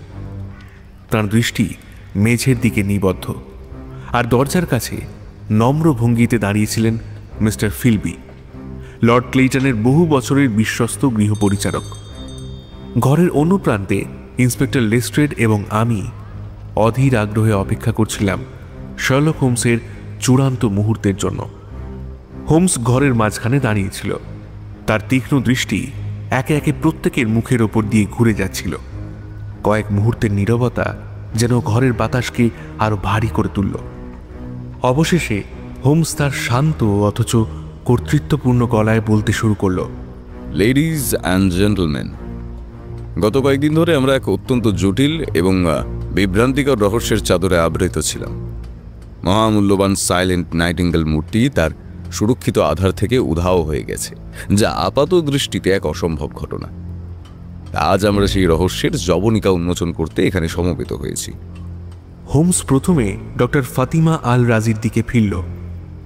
ডক্টর আল রাজি, আপনি দাবি করেছেন যে আপনি মূর্তির অভিশাপের ভয়ে আতঙ্কিত হয়ে পড়েছিলেন এবং সেই কারণেই দেশ ছাড়ার চেষ্টা করেছিলেন। আপনি আরও বলেছেন যে লর্ড ক্লেইটনের ডেস্কে পাওয়া মিশরীয় প্রতীকটি আপনি রেখেছিলেন অভিশাপ দূর করার জন্য, কিন্তু আপনি একটি অত্যন্ত গুরুত্বপূর্ণ তথ্য গোপন করেছেন। ডক্টর আল রাজি চমকে উঠে তাকালেন, তার ফ্যাকাশে মুখ আরো বিবর্ণ হয়ে গেল। হোমস দৃঢ় স্বরে বলে চলল, আপনি হোটেলের ঘরে ফেরার পর বুঝতে পারেন যে মূর্তিটি আপনি সরিয়েছিলেন সেটি আসলে নকল। হোমসের এই নকল শব্দটি উচ্চারিত হওয়া মাত্র ঘরের মধ্যে যেন একটা অদৃশ্য বিস্ফোরণ ঘটল। লর্ড ক্লেইটন বিস্ময়ে প্রায় লাফিয়ে উঠলেন। নকল? কি কি কি বলছেন আপনি মিস্টার হোমস? অসম্ভব, অসম্ভব। ওটা ওটা আমার বংশের অমূল্য সম্পদ। অসম্ভব, অসম্ভব। স্যার থর্নটন ও আর্থারের মুখেও চরম বিস্ময় ও অবিশ্বাসের ছাপ। ইন্সপেক্টর লেস্ট্রেডও ভুরু কুঁচকে হোমসের দিকে তাকালেন। উপস্থিত সকলের মধ্যে একটা চাপা গুঞ্জন উঠল, যা দ্রুত অবিশ্বাসের কোলাহলে পরিণত হওয়ার উপক্রম করল। হোমস হাত তুলে সবাইকে শান্ত হওয়ার ইঙ্গিত করল। তার দৃষ্টি তখনও ডক্টর আল রাজির ওপর নিবদ্ধ। হ্যাঁ লর্ড ক্লেইটন, নকল। এবং ডক্টর আল রাজি, আপনি সেই নকল মূর্তিটি টেমস নদীতে ফেলে দিয়েছেন, তাই নয় কি? আল রাজি ধীরে ধীরে মাথা নিচু করে নিলেন। তার নীরবতাই যেন হোমসের কথার সত্যতা স্বীকার করে নিল। ঘরের বিস্ময় রূপান্তরিত হল এক গভীর রহস্যের কৌতূহলে। কিন্তু কেন আপনি এই নকল মূর্তি চুরি করলেন ডক্টর? হোমসের কণ্ঠস্বর আরো তীক্ষ্ণ হল, যদিও ঘরের বাকিদের তখনও ধাতস্থ হতে সময় লাগছিল। কারণ আপনি ভেবেছিলেন ওটাই আসল। আপনার মিশরীয় পুরাতত্ত্বের জ্ঞান আপনাকে শিখিয়েছিল যে কিছু বিশেষ প্রক্রিয়ায় এই ধরনের মূর্তি তার সুরক্ষিত স্থান থেকেও সরানো সম্ভব। আপনার চুলের কাঁটাটি সেই প্রাচীন কৌশলেরই একটি আধুনিক রূপ। আপনি ভেবেছিলেন মূর্তিটি অভিশপ্ত, তাই সেটিকে তার নিজের দেশে ফিরিয়ে দেওয়াই শ্রেয়। কিন্তু আপনার এই কাজ যতই মহৎ উদ্দেশ্য প্রণোদিত হোক না কেন, আইনের চোখে কিন্তু এটি অপরাধ। আল রাজি ফিসফিস করে বললেন, আমি ভয় পেয়েছিলাম। যখন বুঝলাম ওটা ওটা নকল, তখন আমার মনে হয়েছিল আসল মূর্তিটা আরো ভয়ঙ্কর কোনো বিপদের মুখে, বা হয়তো তার অভিশাপ আরো তীব্র। এরপর হোমস ঘুরে দাঁড়ালো স্যার রেজিনাল্ড থর্নটনের দিকে। স্যার রেজিনাল্ড, আপনার মূর্তির প্রতি প্রবল আগ্রহের কথা সর্বজনবিদিত। ঘটনার রাতে আপনিও স্টাডি রুমে উপস্থিত ছিলেন এবং আপনার মূল্যবান ছড়ির হাতলের কারুকার্য দেখে একটি সোনালি ধাতব সুতো ছিঁড়ে পড়েছিল সেই ঘরে, ঠিক যেখানে আর্থার ক্লেইটনের সঙ্গে আপনার ধাক্কা লেগেছিল। থর্নটনের মুখ ফ্যাকাশে হয়ে গেল। আমি তখন কিছুটা অপ্রস্তুত হয়ে পড়েছিলাম। আর্থার যেভাবে ছুটে বেরিয়ে আসছিল। হোমস তার কথা শেষ করতে দিল না। আপনি ভেবেছিলেন আর্থারই মূর্তিটি চুরি করে পালাচ্ছে, তাই না? এবং আপনি ইচ্ছে করেই সেই তথ্য গোপন করেছিলেন, কারণ আপনার ধারণা ছিল আর্থারের মতো একজন জুয়ারি টাকার প্রয়োজনে মূর্তিটি জলের দরে আপনার কাছে বিক্রি করে দেবে। আপনি আইন নিজের হাতে তুলে নিয়েছিলেন স্যার রেজিনাল্ড। মূর্তিটি পাওয়ার লোভে আপনি সত্য গোপন করেছেন। থর্নটন লজ্জিতভাবে মাথা নিচু করলেন। হোমসের দৃষ্টি এবার পড়ল আর্থার ক্লেইটনের ওপর। মিস্টার আর্থার ক্লেইটন, আপনার জুয়ার দেনা, আপনার টাকার জন্য মরিয়াভাবে এই সব কিছুই আপনাকে চুরির দিকে ঠেলে দিয়েছিল। আপনি আপনার বিশ্বস্ত কাকা লর্ড ক্লেইটনের বাড়ি থেকে এই মহামূল্যবান মূর্তিটি চুরির পরিকল্পনা করেছিলেন। আপনি জানতেন মিস্টার ফিলবি বাড়ির প্রতিটি আনাচে কানাচে চেনেন এবং অ্যালার্ম সিস্টেম সম্পর্কেও অবগত। তাই আপনি ঘটনার রাতে মিস্টার ফিলবিকে বন্দুকের ভয় দেখিয়ে অ্যালার্ম নিষ্ক্রিয় করার জন্য চাবি আনতে বাধ্য করেছিলেন। আর্থার আর নিজেকে সামলাতে পারল না। সে কান্নায় ভেঙে পড়ল।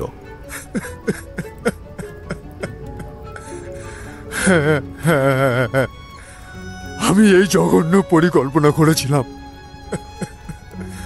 আমার আমার অনেক টাকার দরকার ছিল, কিন্তু কিন্তু আমি যখন ফিল্মিকে নিয়ে স্টাডি রুমে ঢুকি তখন দেখি মূর্তিটা ইতিমধ্যেই গায়েব।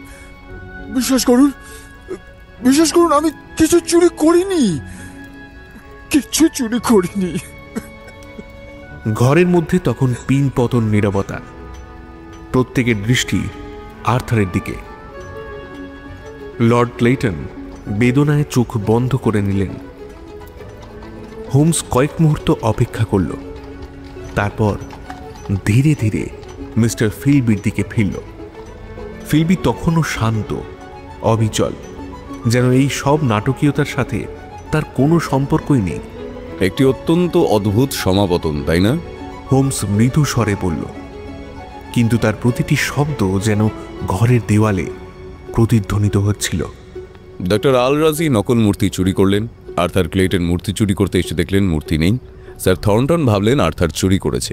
প্রত্যেকেই যেন এক অদৃশ্য সুতোয় বাঁধা, কিন্তু সেই সুতোর অন্য প্রান্তটা কার হাতে? হোমস এগিয়ে গিয়ে ফিলবির মুখোমুখি দাঁড়ালো।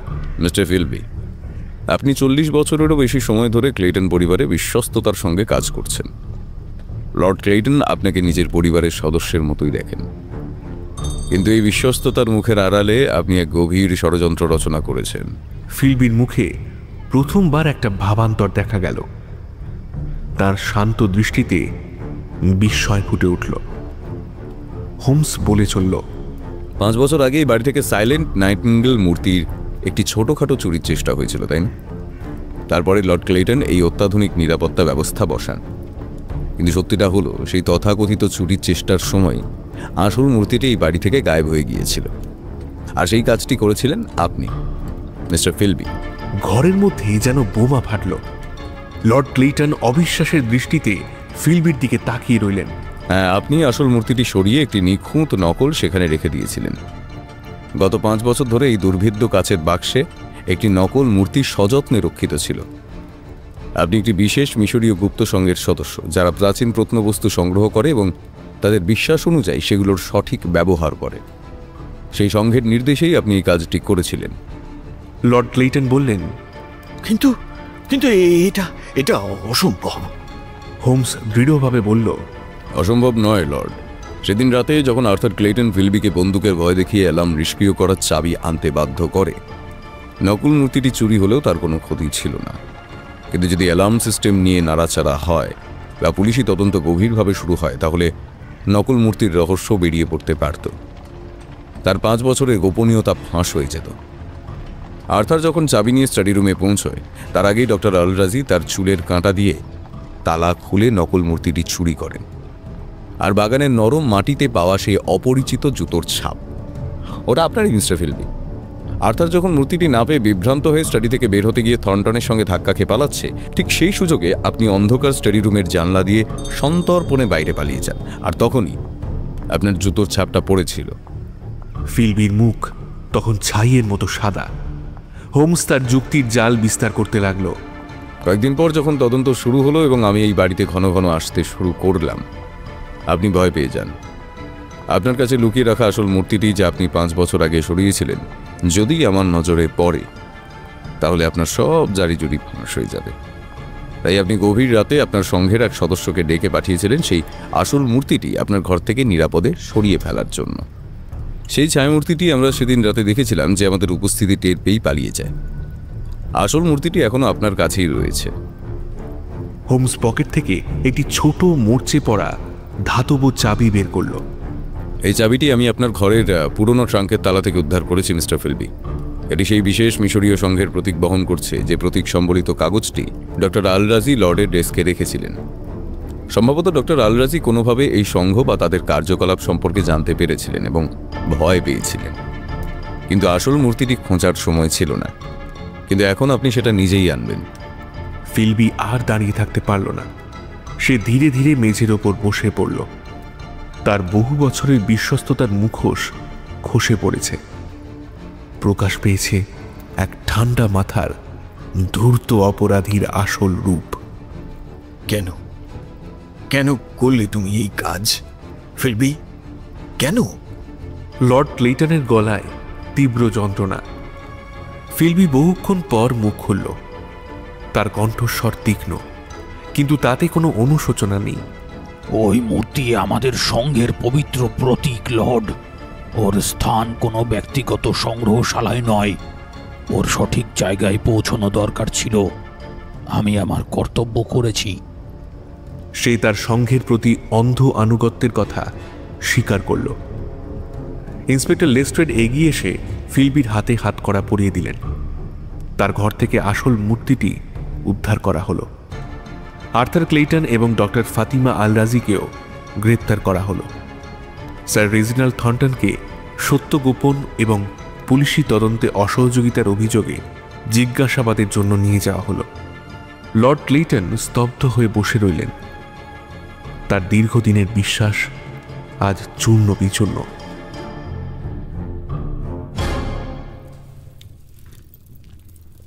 সন্ধ্যার পর বেকার স্ট্রিটের চেনা পরিবেশে ফায়ারপ্লেসের উষ্ণ আঁচে বসে আমি হোমসকে তার এই অসাধারণ তদন্তের খুঁটিনাটি জানতে চাইলাম। হোমস তার প্রিয় আর্মচেয়ারে গা এলিয়ে দিয়ে তার ব্রায়ার পাইপটিতে অগ্নিসংযোগ করল। নীলচে ধোঁয়ার কুণ্ডলী যখন ধীরে ধীরে ঘরের সিলিংয়ের দিকে মিলিয়ে যাচ্ছিল, তখন আমি আর কৌতূহল চেপে রাখতে না পেরে বললাম, হোমস, এই পুরো ঘটনাটা যেন একটা দুঃস্বপ্নের মতো। কিন্তু তুমি কিভাবে, মানে কোন সূত্র ধরে এই জটিল রহস্যের জাল ভেদ করলে বলো তো? মানে বিশেষ করে ফিলবি, তাকে তো সন্দেহের তালিকায় আনার কথা আমি স্বপ্নেও ভাবিনি। হোমস মৃদু হাসল। তার চোখে সেই পরিচিত প্রজ্ঞার দ্যুতি। ওয়াটসন, এই কেসটার শুরু থেকেই আমার মনে একটা খটকা ছিল। লর্ড ক্লেটনের স্টাডি থেকে একটা মূর্তি উধাও হয়ে গেল, অথচ অত্যাধুনিক নিরাপত্তা ব্যবস্থা ভেদ করার কোনো চিহ্ন মাত্র নেই। এটা সাধারণ চোরের কাজ হতে পারে না, আমার প্রথম থেকেই মনে হয়েছিল। এর পিছনে আরো কোনো গভীর পরিকল্পনা লুকিয়ে আছে। সে একটু থেমে পাইপের ছাই ঝেড়ে আবার বলতে শুরু করল। তা শুরু করা যাক সেই সোনালি সুতোটা দিয়ে। ওটা একটা খুব গুরুত্বপূর্ণ সূত্র ছিল, কিন্তু মাইক্রোস্কোপে পরীক্ষা করে আমি বুঝতে পারি ওটা কোনো সাধারণ তন্তু নয়, বরং এক ধরনের ধাতব সুতো, যা সাধারণত মূল্যবান বস্ত্র বা প্রাচীন কারুকার্যে ব্যবহৃত হতো। আমার প্রাথমিক সন্দেহ ছিল আর্থার বা অন্য কোনো অতিথির দিকে, কিন্তু আর্থারের আর্থিক অবস্থা বা রুচির সঙ্গে এমন মূল্যবান জিনিসের সংযোগ স্থাপন করা কঠিন ছিল। যখন আমি স্যার রেজিনাল্ড থর্নটনের বাড়িতে যাই এবং সেই কারুকার্যময় ছড়িটি আবার দেখি, তখনই আমার কাছে পরিষ্কার হয়ে যায় সুতোটা থর্নটনের ছড়ি থেকেই পড়েছিল। কিন্তু তার মানে এই নয় যে থর্নটনই চোর। তিনি ছিলেন একজন সুযোগ সন্ধানী, যিনি আর্থারকে চোর ভেবে তার কাছ থেকে মূর্তিটি জলের দরে কিনে নেওয়ার ফন্দি এঁটেছিলেন। এরপর আসা যাক ডক্টর ফাতিমা আল-রাজির কথায়। তার আচরণ শুরু থেকেই অস্বাভাবিক ছিল। মূর্তির অভিশাপ নিয়ে তার অতিরঞ্জিত ভয়, লর্ড ক্লেটনের ডেস্কে মিশরীয় প্রতীক রাখা, এই সব কিছুই নির্দেশ করছিল যে তিনি কিছু একটা লুকোচ্ছেন। যখন তাকে ডকল্যান্ড থেকে আটক করা হলো, তখনও তিনি অভিশাপের গল্পই শুনিয়ে যাচ্ছিলেন। মূর্তি চুরির ব্যাপারে একটি শব্দ উচ্চারণ করেননি। এটা আমার কাছে আরও বেশি সন্দেহজনক মনে হয়েছিল। আমার ধারণা হয় তিনি হয়তো সত্যি কোনো কারণে আতঙ্কিত, কিন্তু সেই আতঙ্ক অভিশাপের চেয়েও বাস্তবে কোনো বিপদের। পরে বুঝলাম তিনি আসলে ঘটনার জটিলতায় জড়িয়ে পড়েছিলেন এবং নিজের অজ্ঞাতেই অন্য কারো পাতা ফাঁদে পা দিয়েছিলেন। তার ঘর থেকে পাওয়া সেই সাংকেতিক লিপিগুলো নিয়েই আমি গবেষণা চালাই। প্রথমে তার অর্থ বুঝতে পারিনি, কিন্তু পরে যখন ফিলবির অতীত সম্পর্কে জানতে পারি, তখন লিপিগুলোর আসল তাৎপর্য আমার কাছে পরিষ্কার হয়। ওগুলো আসলে ওই মিশরীয় গুপ্ত সংঘেরই কিছু সংকেত। হোমস দীর্ঘশ্বাস ফেলে বলল, আর্থার ক্লেটন, তার ব্যাপারটা খুবই সোজা সাপটা। টাকার জন্য মরিয়া একজন তরুণ যে ভুল পথে চালিত হয়েছিল। তার চুরির পরিকল্পনা ছিল আনাড়ি এবং আবেগতাড়িত। সে ফিলবিকে বন্দুক দেখিয়ে অ্যালার্ম বন্ধ করতে বাধ্য করার চেষ্টা করেছিল, কিন্তু তার আগেই মূল ঘটনা কিন্তু ঘটে গিয়েছিল। সে নিজেই একটা হতভম্ব শিকার মাত্র। আমি অধৈর্য হয়ে বললাম, কিন্তু ফিলবি, হোমস, তুমি কিভাবে তার উপর সন্দেহ করলে? সে তো ছিল বিশ্বস্ততার প্রতিমূর্তি। সেখানেই তো এই কেসের আসল মজা, ওয়াটসন। অতিরিক্ত বিশ্বস্ততাও মাঝে মাঝে সন্দেহের কারণ হতে পারে। ফিলবি এই বাড়ির প্রতিটি ইঞ্চি চিনত। অ্যালার্ম সিস্টেম, মূর্তিটির নিরাপত্তা, সবকিছু তার নখদর্পণে ছিল। আমার প্রথম খটকা লাগে যখন আমি জানতে পারি 5 বছর আগে ওই বাড়িতে একটা ব্যর্থ চুরির চেষ্টা হয়েছিল এবং তারপরই লর্ড ক্লেটন এই নতুন নিরাপত্তা ব্যবস্থা বসান। আমি নিজেকে প্রশ্ন করলাম, কেন একজন চোর শুধু চেষ্টা করেই ক্ষান্ত হবে? যদি সে সত্যি মূর্তিটা চুরি করতে এসে থাকে, তাহলে সে ব্যর্থ হয়ে ফিরে যাবে কেন? তখনই আমার মনে সন্দেহ জাগে, হয়তো এই তথাকথিত ব্যর্থ চুরির সময় আসল কাজটা হয়ে গিয়েছিল। এরপর আমি গোপনে ফিলবির অতীত এবং তার গতিবিধি সম্পর্কে খোঁজ খবর নিতে শুরু করি, যা তুমি জানতে না। দ্বিতীয় দিন লর্ডের বাড়িতে গিয়ে আমি গোপনে ফিলবির ঘর অল্প তদন্ত করে চাবিটি পাই। কিছু পুরনো সংবাদপত্র, কিছু বিশ্বস্ত সূত্রের মাধ্যমে আমি জানতে পারি ফিলবি গত কয়েক বছর ধরে একটি স্বল্প পরিচিত মিশরীয় গুপ্ত সংঘের সঙ্গে জড়িত। এই সংঘ প্রাচীন মিশরীয় প্রত্নবস্তু সংগ্রহ করে এবং তাদের নিজস্ব কিছু বিশ্বাস অনুযায়ী সেগুলোর সঠিক ব্যবহার করে। এবং এই তথ্যটি পাওয়ার পরই ডক্টর আল রাজির সাংকেতিক লিপিগুলোর অর্থ আমার কাছে পরিষ্কার হয়ে যায়। সেগুলো ওই সংঘেরই কিছু নির্দেশ বা প্রতীক ছিল। এবার আসা যাক ঘটনার রাতের পুঙ্খানুপুঙ্খ বিশ্লেষণে। হোমস তার চেয়ারে সোজা হয়ে বসল। তার চোখ উত্তেজনায় জলজল করছিল। আমার অনুমান অনুযায়ী সেদিন রাতে যা ঘটেছিল তা হলো এইরকম। সেদিন রাত্রে 10টার পর লর্ড যখন অতিথিদের তার স্টাডি দেখিয়ে বাইরে আসেন, তার কিছু পরেই এক এক করে সব ঘটনা ঘটে। প্রথমত ডক্টর আল রাজি তার মিশরীয় পুরাতত্ত্বের জ্ঞান এবং সম্ভবত সেই সংঘের কোনো গোপন তথ্য তিনি হয়তো অজান্তেই জেনে ফেলেছিলেন, সেটা থেকে উদ্বুদ্ধ হয়ে মূর্তিটিকে উদ্ধার করার সিদ্ধান্ত নেন। তিনি তার চুলের কাঁটা ব্যবহার করে অত্যন্ত কৌশলে কাঁচের বাক্সের তালা খোলেন এবং মূর্তিটি সরিয়ে ফেলেন। তিনি তখনও জানতেন না যে ওটা নকল, এবং এটাও জানতেন না ঠিক কয়েক মুহূর্ত আগেই আর্থার বন্দুকের ভয় দেখিয়ে ফিলবিকে চাবি আনতে নিয়ে যায়। যাই হোক, তিনি যাওয়ার আগে লর্ডের ডেস্কে সেই রক্ষা কবচ প্রতীকটিও রেখে যান। এর কিছুক্ষণ পরেই আর্থার ক্লেটন তার পরিকল্পনা অনুযায়ী ফিলবিকে বন্দুকের মুখে অ্যালার্ম ঘরের দিকে নিয়ে যায়। আর্থার যখন চাবি নিয়ে স্টাডি রুমে পৌঁছয়, সে দেখে মূর্তি নেই, কারণ ডক্টর আল রাজি আগেই সেটি সরিয়েছে। ঠিক সেই মুহূর্তে যখন আর্থার হতাশ ও ক্ষিপ্ত, তখন স্টাডি রুমে ঢোকেন স্যার রেজিনাল্ড থর্টন। তিনি আরেকবার মূর্তিটি দেখার বা অন্য কোনো অসৎ উদ্দেশ্য নিয়ে এসেছিলেন। আর্থার দ্রুত পালাতে গিয়ে থর্টনের সঙ্গে ধাক্কা খায় এবং সেই ধাক্কাতেই থর্টনের ছুরি থেকে সোনালি সুতোটি খসে পড়ে। কিন্তু থর্টন সকালে আমাদের সঙ্গে সেই ধাক্কা খাওয়ার অবস্থানটা বেমালুম চেপে গেছিলেন। এবার আসা যাক ফিলবির আসল চালে। সে জানতো 5 বছর আগে চুরি করা মূর্তি তার নিজের কাছেই লুকোনো আছে, কিন্তু এই গণ্ডগোলের মধ্যে যদি পুলিশি তদন্ত খুব গভীরে যায়, তাহলে তার নিজের ঘরে লুকিয়ে রাখা আসল মূর্তিটিও ধরা পড়ে যেতে পারে। তাই আর্থার এবং থর্নটনের এই ধাক্কাধাক্কি এবং বিভ্রান্তির সুযোগে ফিলবি স্টাডি রুমের জানলা দিয়ে পালিয়ে যায় নিজের ঘরে এবং আসল মূর্তিটি আরও গোপন কোথাও সরিয়ে ফেলে, আর চাবিটি লর্ডের ঘরের সেই দেরাজে রেখে আসে। আর জানালা দিয়ে পালাতে গিয়ে তখনই বাগানের নরম মাটিতে তার জুতোর ছাপ পড়েছিল, সেই ছাপ যা অন্য কারোর সঙ্গে মেলেনি, কারণ সে সেই রাত্রে ব্যবহার করা জুতো সরিয়ে ফেলেছিল। আর কয়েকদিন পর রাতের সেই ছায়ামূর্তি, ওটা ছিল ফিলবির সেই মিশরীয় সংঘের একজন সদস্য। তদন্ত শুরু হওয়ায় এবং আমার উপস্থিতি টের পেয়ে ফিলবি ভয় পেয়ে গিয়েছিল। তার ঘরে লুকিয়ে রাখা আসল মূর্তিটি আমার নজরে পড়লে তার সব জারিজুরি ফাঁস হয়ে যেত।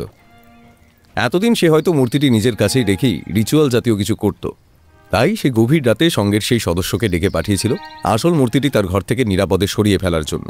কিন্তু আমাদের উপস্থিতি টের পেয়ে সেই প্রচেষ্টা ব্যর্থ হয়।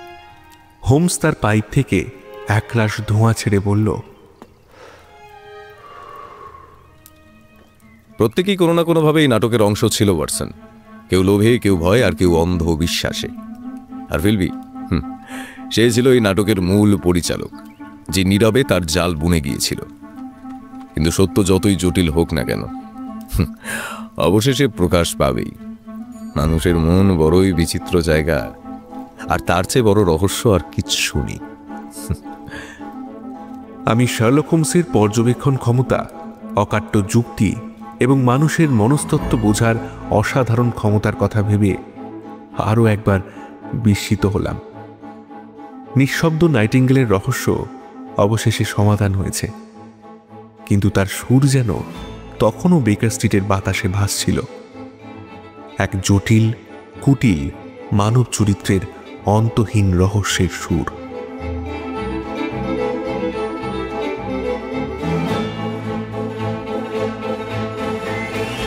আজকের নিবেদন এখানেই শেষ। কেমন লেগেছে গল্পটি অবশ্যই আমাদেরকে জানাবেন। এবারে আসি প্রশ্ন উত্তরের পর্বে। আজকের গল্পটির প্রশ্নটি হল, আসল মূর্তিটি কত বছর আগে চুরি হয়েছিল? প্রশ্নটি আবারও বলছি, আসল মূর্তিটি কত বছর আগে চুরি হয়েছিল? সঠিক উত্তরটি আপনার নাম এবং ঠিকানা সমেত অবশ্যই কমেন্ট করে আমাদেরকে জানাবেন।